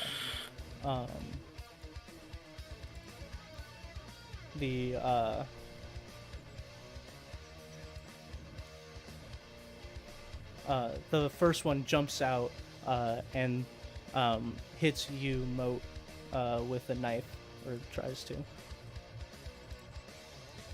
Someone went before me in combat. You guys are surprised. I can't be surprised. Can you not? Oh, I can 100% be surprised. Okay. Correct. It's a 17 to hit. That is my AC. Okay. I actually have some defenses. Nice. Oh, And then that will also hit.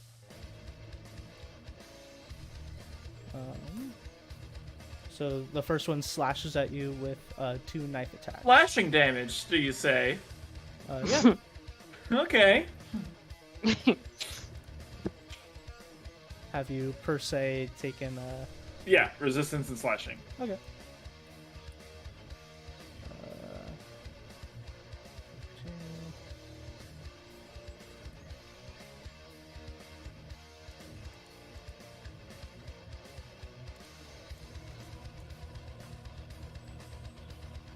You take. Oh man, I'm gonna have to separate these. 10 points of slashing damage and 6 points of necrotic damage. Am I? I'm not. Okay. I was like, is that the 10 reduced? No. That is not reduced. And Okay. then for the second attack, 6 points of slashing reduced to 3, and 1 point of necrotic. Okay. Okay. This is nice. I still have more HP than Blanche did total. And then 1. Sorry, I'm labeling them so I don't get them mixed up.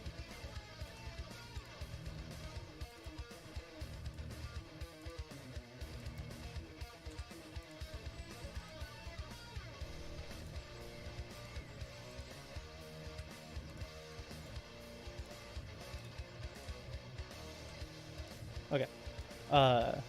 Hoovel and Asher, down below,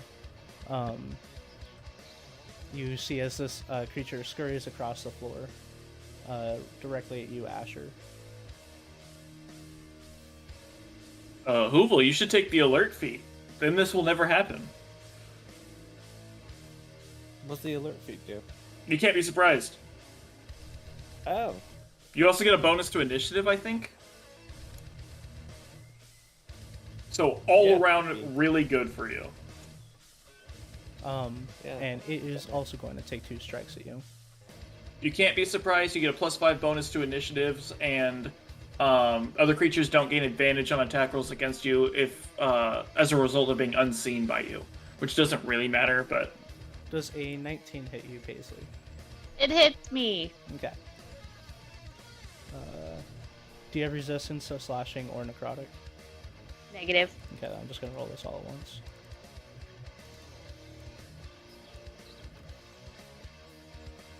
You take 28 points of slashing and necrotic damage. Whoa! Jeez. Okay. Moat, the one up top, is going to look at you and hold up its lantern. Make a wisdom saving throw. I do have some immunities, just so you know, so Okay. it might come into play, but wisdom saving throw is a not nat 20. Okay, you're good. You start having a sense of fear come over you, but you shrug it off. These guys aren't scary. Speak for yourself. The last one remaining down low steps forward a bit, and then holds up his lantern. Asher, you originally think it's coming after you, but Hoovel, you see the creature's face looking at you through the lantern. I would like you to make a wisdom saving throw. Oh shit.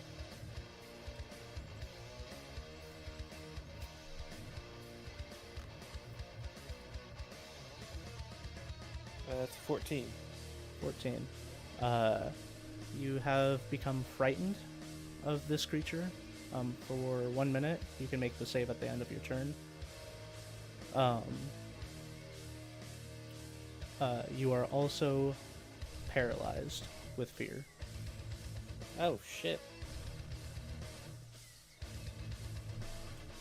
As this creature looks at you through its lantern, its face seems to change, and at first you just see like kind of like a blank green face with like a little bit of yellow flush underneath it, and two large yellow pupilless eyes, and those seem to shift into like more slitted eyes, and the bottom of its head seems to open up with like large teeth and a tongue that reaches out. And after seeing this visage, you have become frightened and paralyzed. That's definitely scary. Holy shit.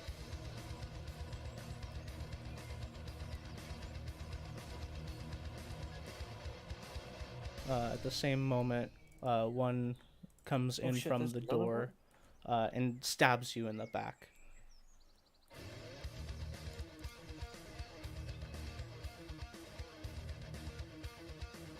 I believe one of those hits does a 12 hit. Nope. Okay, then only one of those will hit. So you take 11 points of slashing and necrotic damage. Alright. Hoovel, it is your turn. Cool. I'm paralyzed. Yep. So So you cannot not take actions.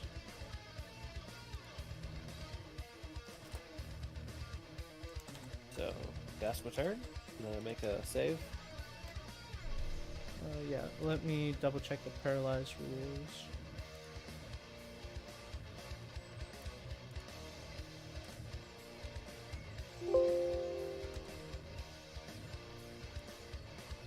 Paralyzed creature is incapacitated and can't move or speak. You fail strength and dexterity saving throws. Attack rolls have advantage against you, so those should have had advantage, but I didn't do that. And then any attack is a crit, but I also didn't do that. So that's my bad. But yeah, you can't move or speak, so make a wisdom saving throw. Alright. 8. Okay, you are still frightened and paralyzed. Shit. Moat. Okay, these little shits ain't nothing. I'm gonna unsheath my pistols, aim one at both of them, and fire. Okay. I'm going to use 1 grit on each shot to make it a violent shot against them. Sweet. Which is pretty dope. Hold up. Nat 20. Dope. Oh, So,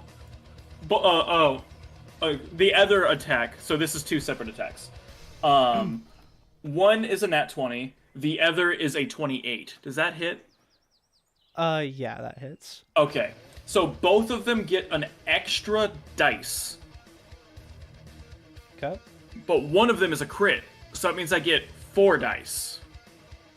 Sure.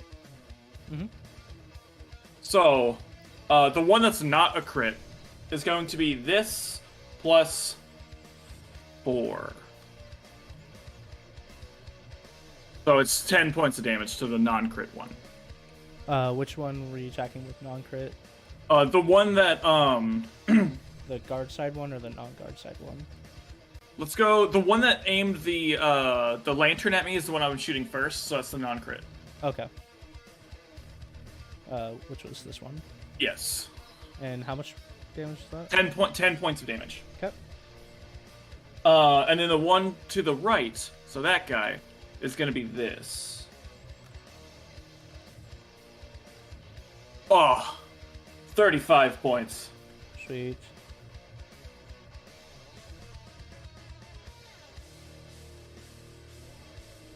So yeah, as you fire, the first one takes a shot and still seems to be like creeping towards you. The second one takes a shot and kind of stumbles backwards and is like somewhat looking around, like confused that something just did that much damage. But it's still standing. Okay, I'm going to action surge. Okay. But I'm also going to move because I can move 20 feet while hovering. Okay. Are you taking any disengage or anything? No, he can have one attack. Okay.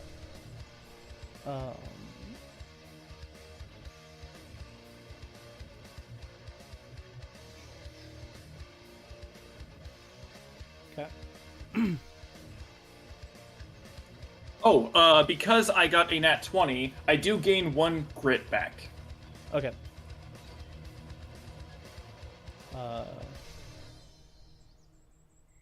15 does not hit you.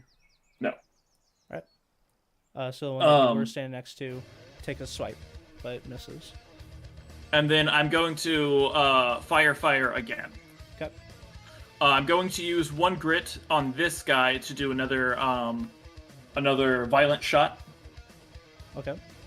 I could have used both of those grits on one attack to give that shot 2 extra dice, and if I did that on the crit, that would have been so good. Yeah. But this will be the one with the grit. That's a 21. Mm-hmm. That hits? 21 hits, yeah. Okay. So, he takes 13 points of damage. Okay. And the one that doesn't have grit is this one. It's a 14. 14 does not hit. Okay. I'm very glad. Okay, never mind. So, Just to make with sure the grit, the one that hit was this one. yes. Okay.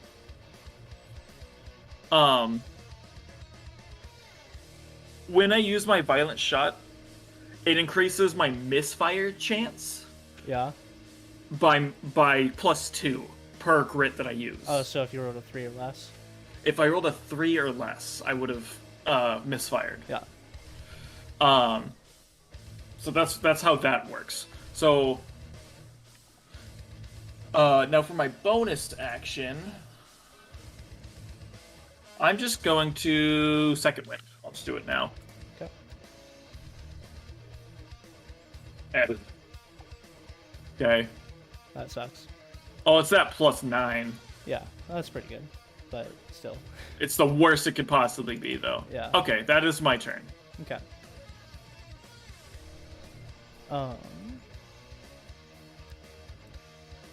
creature's gonna move here. And it is going to attempt to jump and attack you. I will give it disadvantage. Actually, I'll roll to see if it can cling on to you.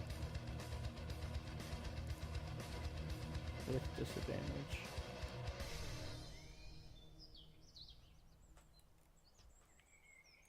3d6.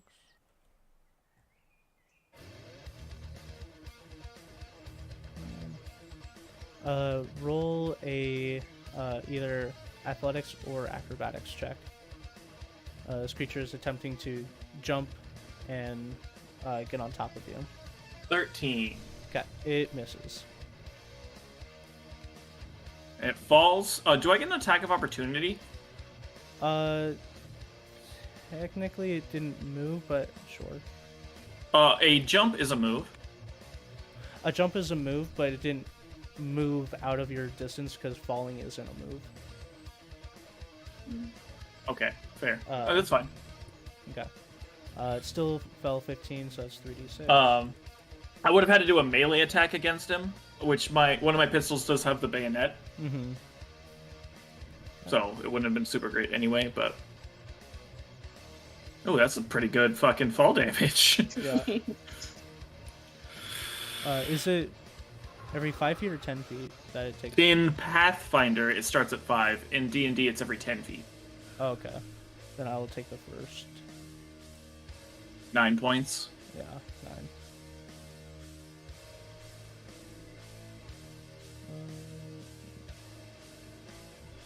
Okay, and then the other one is also going to attempt to. Can't do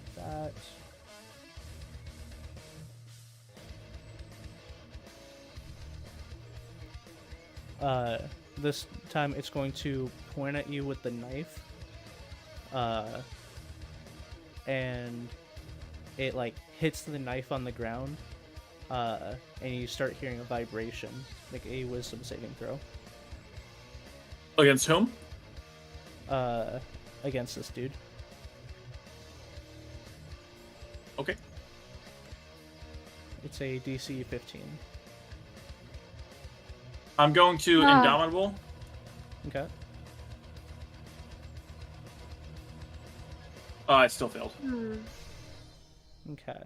I got a 13. Okay.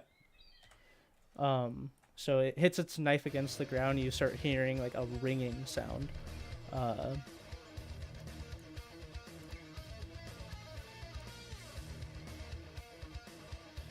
But I fire pistols. Ring sounds, that's normal for me. You take 13 points of psychic damage. Oh. And you start feeling frightened, but it's the same feeling as before. So you wave it off.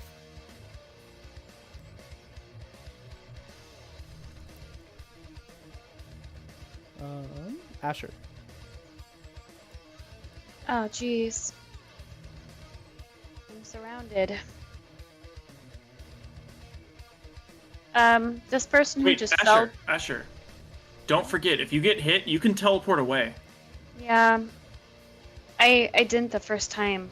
I know. It took a lot. Okay. Me.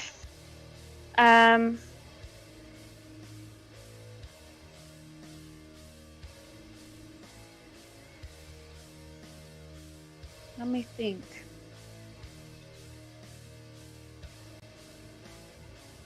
Actually, what was that? Oh, it's Misty Escape. Okay. And it's at that moment, not on my turn. Yeah. Okay. Okay. Well, I got a swing on these guys, though. I am going to cast Dissonant Whispers on the person who was in front of me. Okay, there's 2 guys in front of you. The one who was already in front of me. Him. Yeah. Oh, okay. Yeah.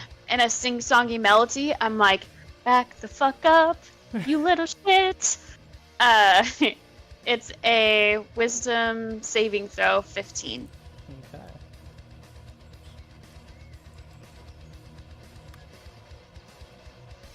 He did not make it. Okay. So, he's going to take some damage, but he's also going to bail. The It's 3d6 psychic damage, and has to use its reaction if available to move as far away from me as its movement speed would allow. Nice. Okay, and then it's 3d6. 10 points of damage. Awesome. Okay. And then I turn around to Hoovel. I'm going to inspire him. I'm going to be like, wake up! Wake up! He has a wake up! He has a d6 he can use for a saving throw. Oh, Okay. sweet. Thanks. Sweet. Yes, this is my turn. Okay. And then that one that just ran away. Nothing else happens. It just runs away with its reaction. Yes. Okay.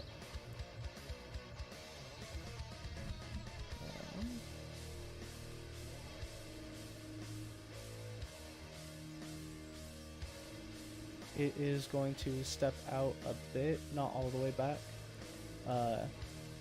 and look at you, Asher, again through the lantern. Make it wisdom Looking save at throw. you through the glass. Can't sing any more of that. That's no good. It's a +1, so just a 13. Okay. Yep. You are frightened of this creature and paralyzed.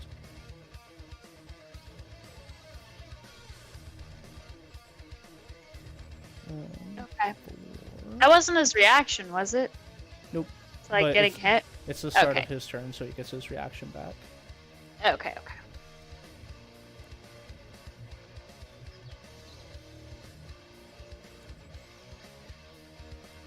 This one is going to run up again.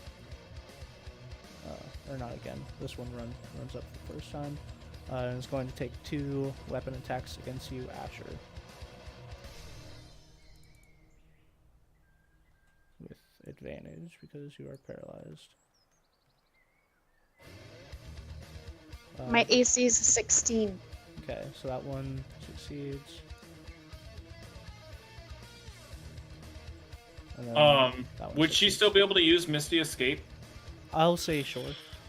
Okay. So yeah, first weapon attack is a crit. Okay. And after this one, I'm gonna bail. Okay.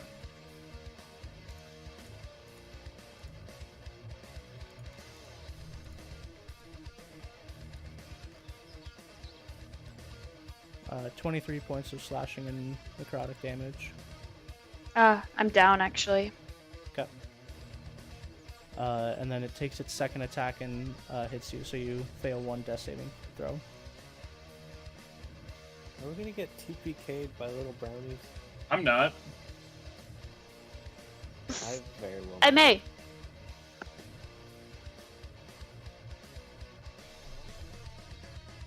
Fucking Moat's gonna go back with your guys' bodies and be like, these ones didn't work. Oh, that's so sad. Alright. And then this one's going to attack Hoovel again with 2 attacks. Ooh, 11 to hit. Nope. Okay. I believe that hits. 23. Yep. Okay. Just. Yeah. 23 points of slashing and necrotic damage. But it is your turn again. Make a wisdom saving throw. Alright. I'll use my inspiration. Okay. So 23. Cool. Oh, it's a net.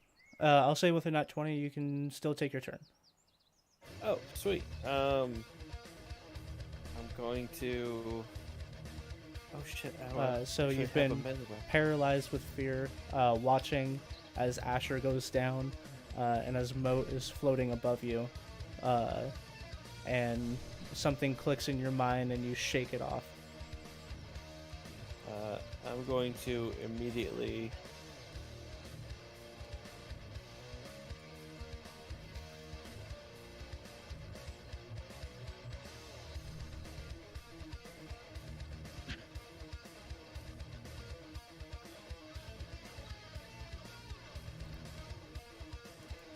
Oh, I was muted. Whoops. I'll immediately fly up to the balcony. Okay, it will get an attack of opportunity, just so you know. Yeah, okay.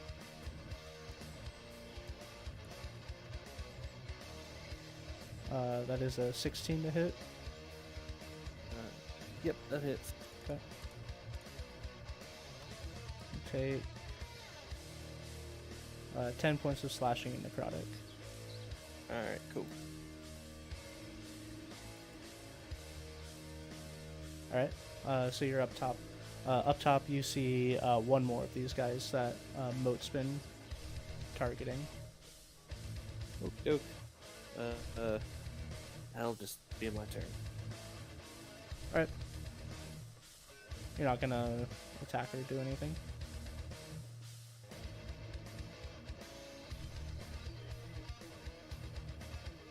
Levi? God damn it, having multiple conversations. I will, yeah, I'll attack the one that was behind me. Okay.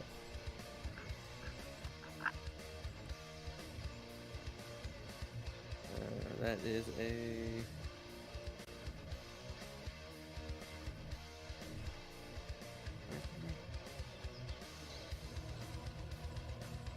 It's a 21 to hit. 21 hits.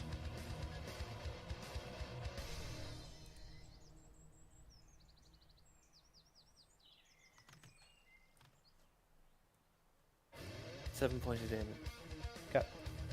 And that'll be my turn. Alright. Moat. I'm going to drop down over to here. Okay. Landing on this table. With your hover, I don't believe you can move side to side.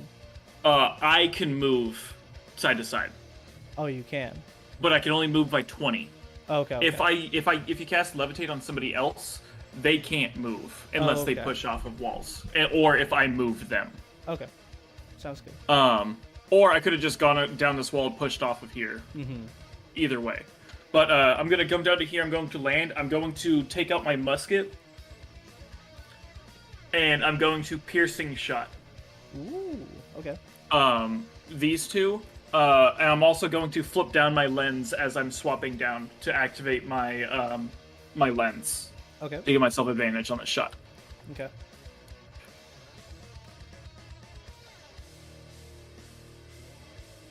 $26. 26 hits.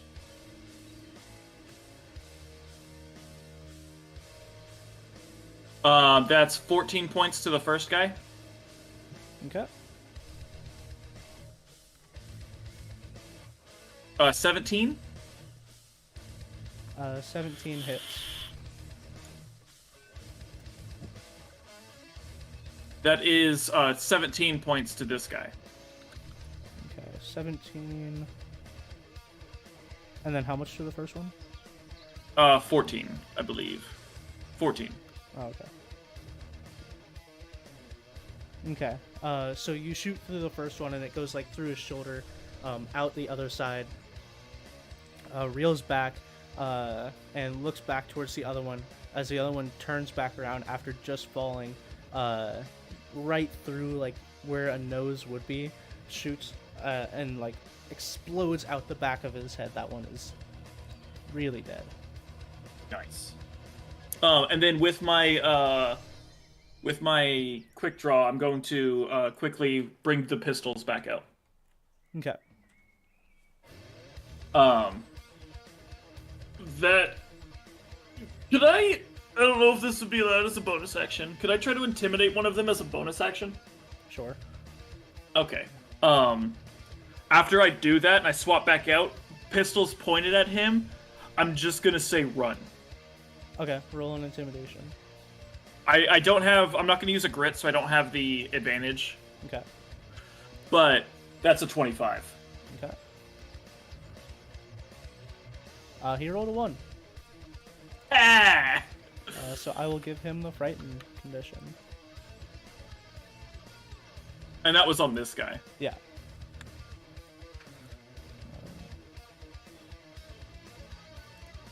Oh shit, there's another one down here? Yep. Oh. Okay. Yeah, as you jump This down guy- here, you see the one that you just shot and 2 more. Yeah, I thought it was just these 3 down here. Mm-hmm. Okay.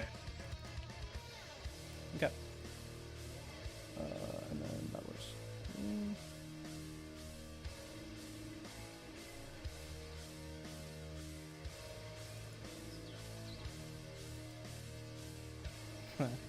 Your hat's poking through the second floor. Is it? Yeah. Yeah. This guy is going to move up to Hoovel.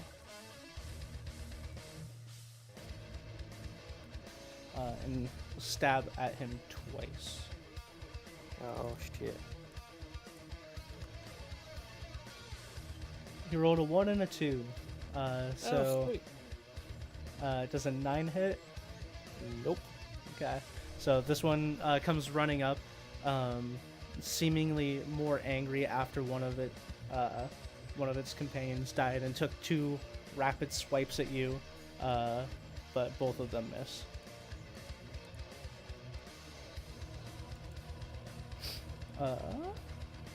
Asher, please make a death saving throw. Okay.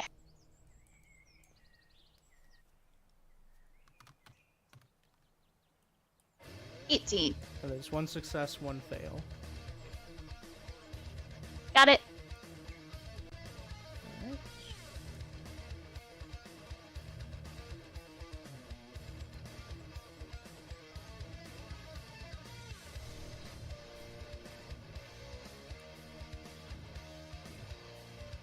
This one is going to run up on the table and attempt to jump and hit you, Moat. I'll give it disadvantage since it's trying to do athletics while Mm-hmm. attacking.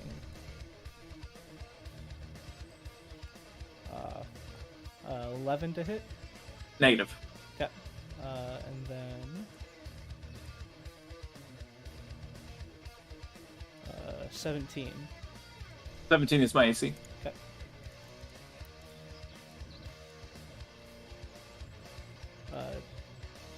And then that's 2 points of necrotic and 10 points of slashing reduced to 5.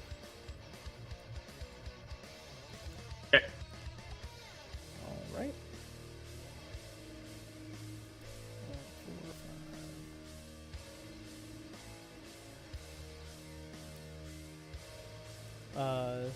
Number 4, he is frightened of you. So he is going to run out the door. And then I believe frightened ends when they can no longer Can no longer see me. Yeah. Okay.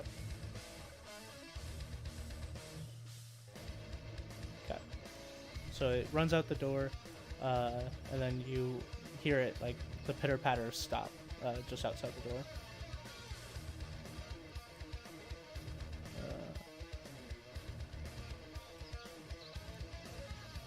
This one is going to come up and stab Asher. So Asher, please take 1 more death saving throw. Fail. Well, I'm down here. Okay, that's 2. Okay. Hoovel. Yeah.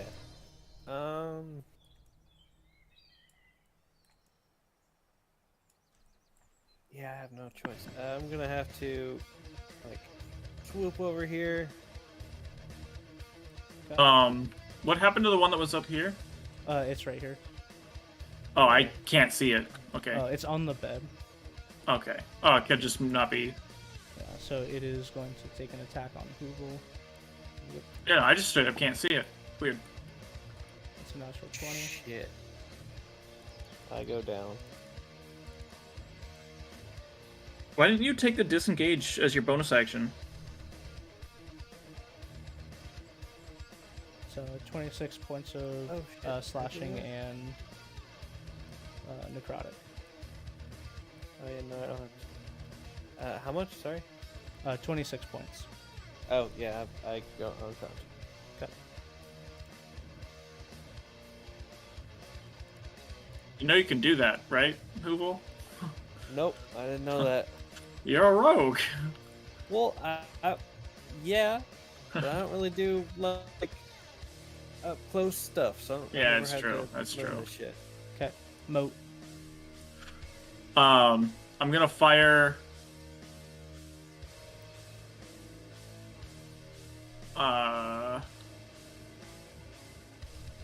Okay, I'm gonna fire at this guy.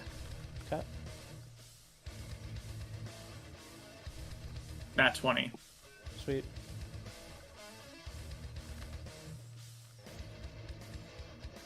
That's 12 points of damage. Okay. Still standing? Just barely.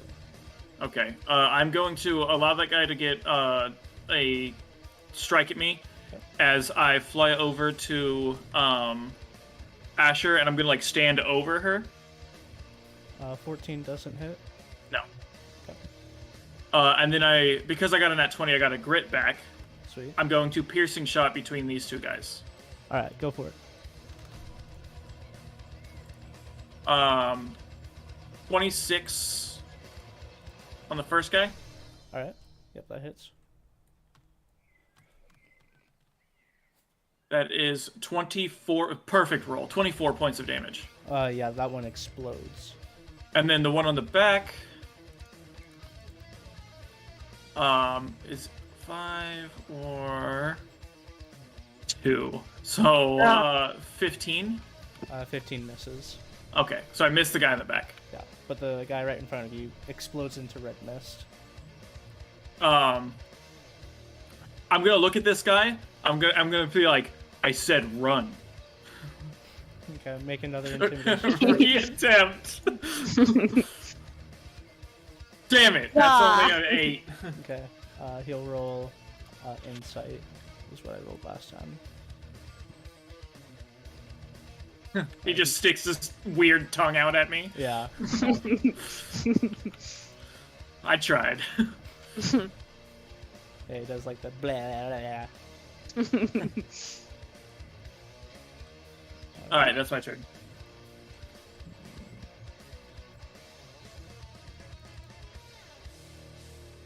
Who will take one more, or one failed death saving throw as the one above you stabs into you. These are little fuckers. So they like see somebody dying and they're like, Asher. okay, this is what it comes down to. 18. That is 2 successes and 2 fails. Mm-hmm. Got it.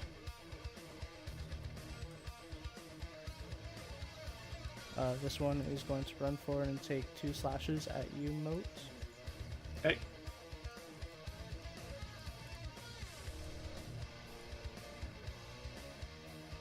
Uh, 18 hits and the other one does not.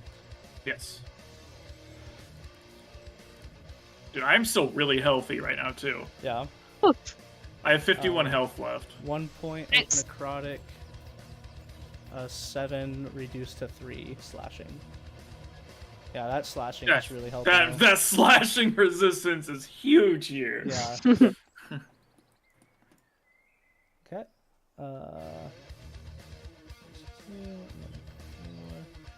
The one that is in the doorway does a blah, blah, blah as it's running forward, and is going to take 2 slashes at you, Moat.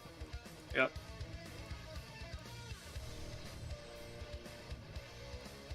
Uh, 16 is my highest, so that Both miss. both miss.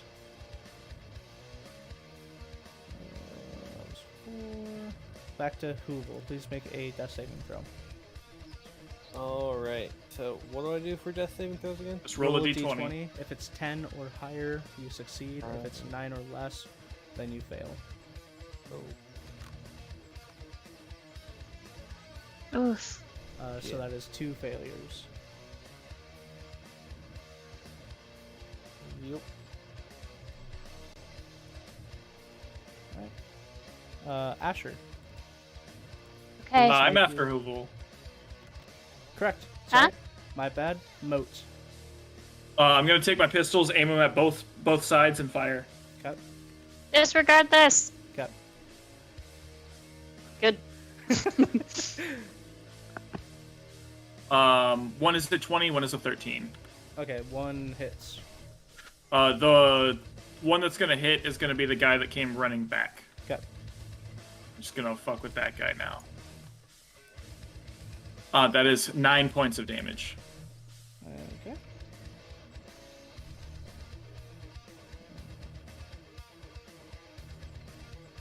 Okay, he is still standing, but looking pretty bad. Mm-hmm.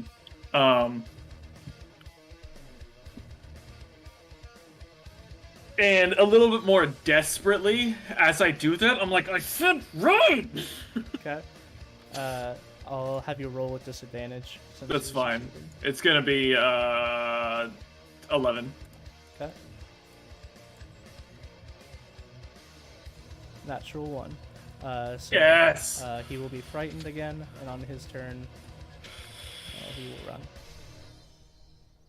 Okay, that is my turn. Now it's Asher.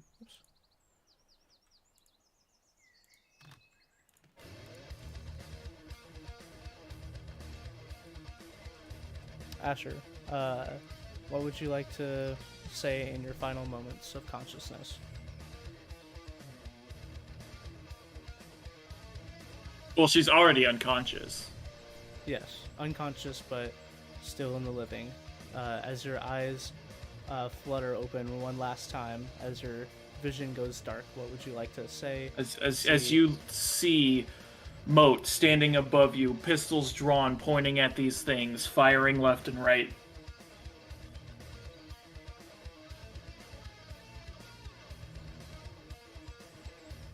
Are you muted? She's probably muted. Sorry. In my that really takes away of the dramatics of what I'm about to say. My last moments, I say, Blanche was right. We're no adventurers. We're sneaks and we're thieves. And I die. Cut.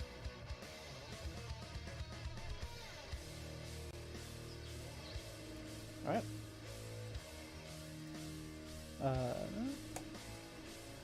It is this one's turn, and it is going to take attack on you, Moat.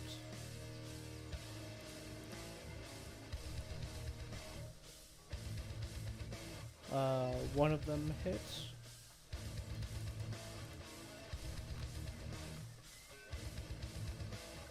Uh, 4 points of necrotic and 3 points of slashing already reduced. Okay.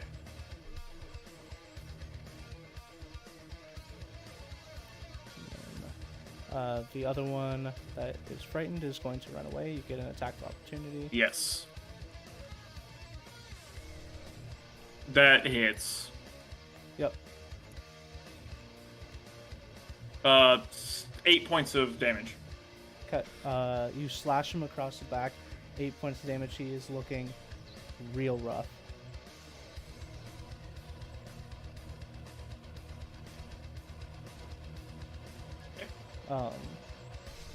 And he comes pretty much like limping back.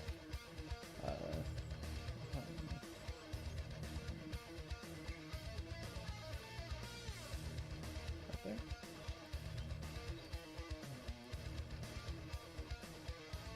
there. Still. Oh no. He did not leave your vision. So he goes this way.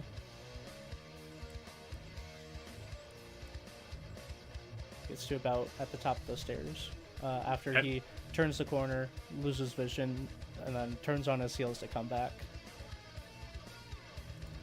Alright.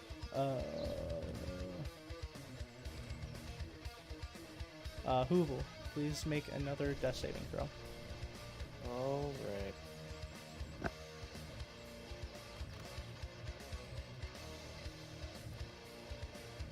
Oh shit. Hoovel, in your final moments of living, what would you like to say? Who is gonna like reach up a hand to the sky and let out a soft hoot and then croak. Okay. Yeah. And as you croak, your last vision is not of your friends or the people you've been adventuring with, but a green face looking down on you, slowly sinking another knife into your chest. Oh shit. Thanks. Moat, Same thing. Fire, fire. go. Cool. Both hit. Go. First one, the guy at the stairs, 14 points. The guy at the stair explodes at the back of his head. Guy next to us, 6 points. Okay.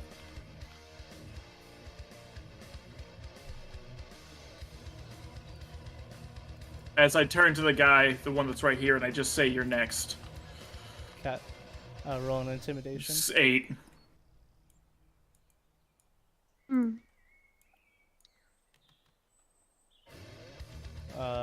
It succeeds. Okay. That's it. I don't have anything to do with bonus actions, so I'm just using them to try to intimidate people. Yeah. Okay.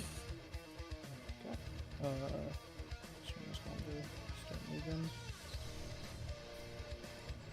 Switch out there.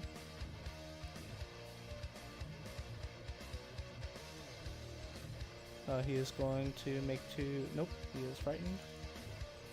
He's going to move away. If you want to 19. go for it. That's a 29 with 8 points of damage. I rolled perfect on both of the melee rolls. Thanks.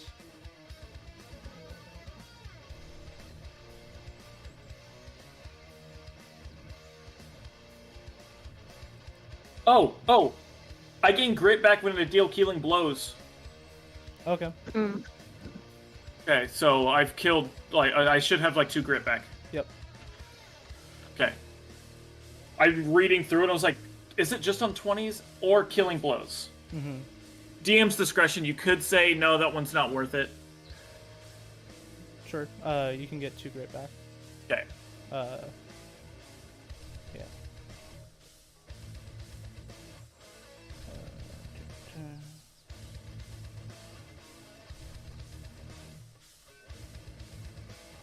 Oh, and then this one died. I believe that's back to you, Moat. Okay. I'm going to... How rough is this one looking? Pretty darn rough. Okay. I'm going to just fire... I'm going to fire once at it. Yeah. 17? 17 hits. 10 points of damage. 10 points of damage. That one takes a shot and doesn't explode, but like falls to the ground in a puddle of yellow blood. Then I'm going to rise up, and I'm going to violent shot this one. Okay.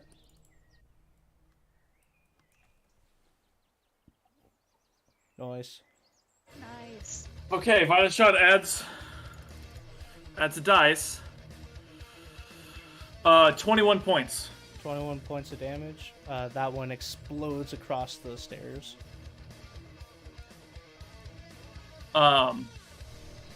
Okay, and then with that, I'm instantly going to go to both of my friends and check on them. Okay. I'm assuming there's no more around that I know of. No. As that Okay. one explodes, the ringing of your last shot, seemingly a little bit louder than normal, you hear deafening silence. Yeah, so I instantly go to both of my masters, Okay. and I check on them. Okay. Yeah, and as you check on them, neither of them are breathing nor moving. I throw both of them over my shoulders. Okay. And I, as fast as possible, go back to the airship. Okay.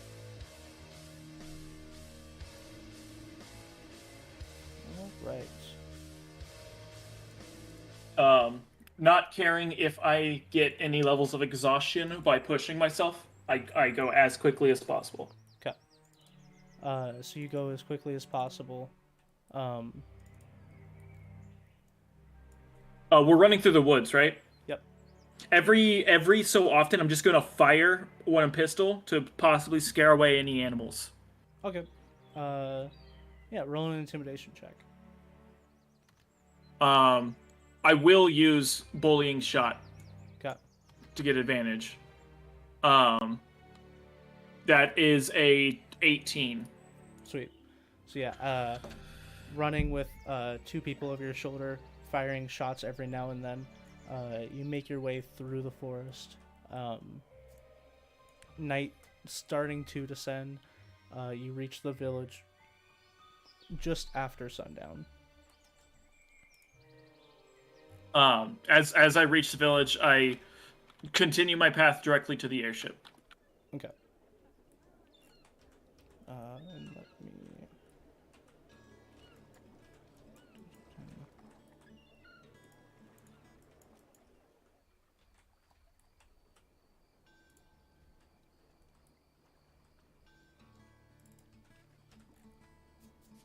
I'll pull you guys over.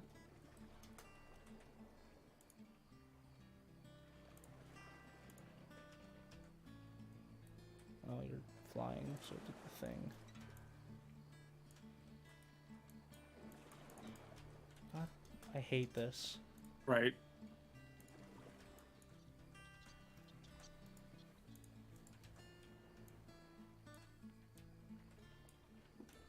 Put me in the water, and then I'll re-grab it. I did. Okay. And then I put you up here. Okay.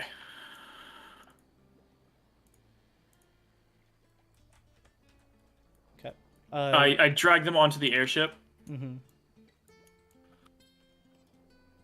and I find Humphrey. Okay. Humphrey seems to be packing up his things for the day.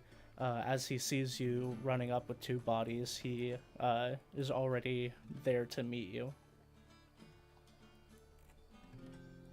I dump both bodies down, and I look at him and say, "They broke. Fix." Humphrey, sullen looking, looks at the 2, and looks back up at you and, with a sad look in his eye, says, "I don't know if there's anything I can do for this."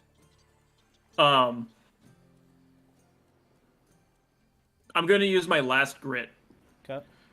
to intimidate. Okay. You're gonna intimidate Humphrey? Yes. Okay. Go for it.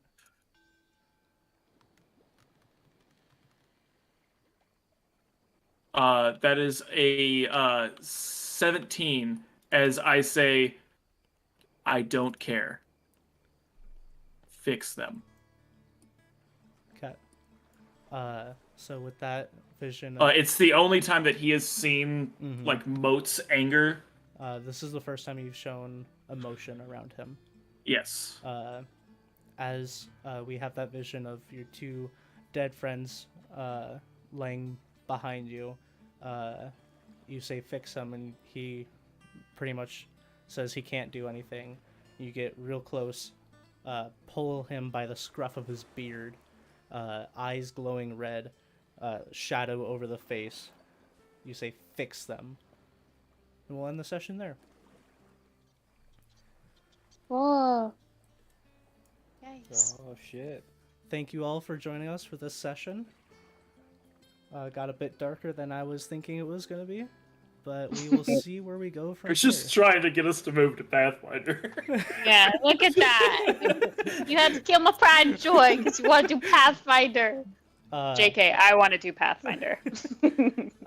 So we'll see. I'll talk with the players outside and see what everyone wants to do. But we may or may not be doing the same thing next week. I fucking soloed that. Yeah. Congratulations, Dakota, on your one time that you get to play Gunslinger, and then we might be moving away. Maybe, yeah. But yeah, we'll see what we are doing. Thank you all for joining us. One last chance, guys. Either of you guys figure out what my name is from? Nope. Nope. So it's promote. Oh? He's to promote his goods. Oh. Oh, okay. I like it. Not where I thought this was going. All of his other Warforged are named after just what they're meant for. Packer. He's the hauling bot. Nav is the navigation bot. I see it. I see it. And then Hoist Nice. is the worker. The whatever that's called.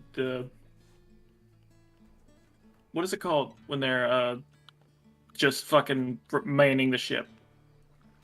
I keep wanting to say stagehand, but that's not right. We'll go with stagehand. Stagehand. But thank you all random for one. joining us. And we will see you bitches next time. See ya, Bye. bitches, next time. Bye.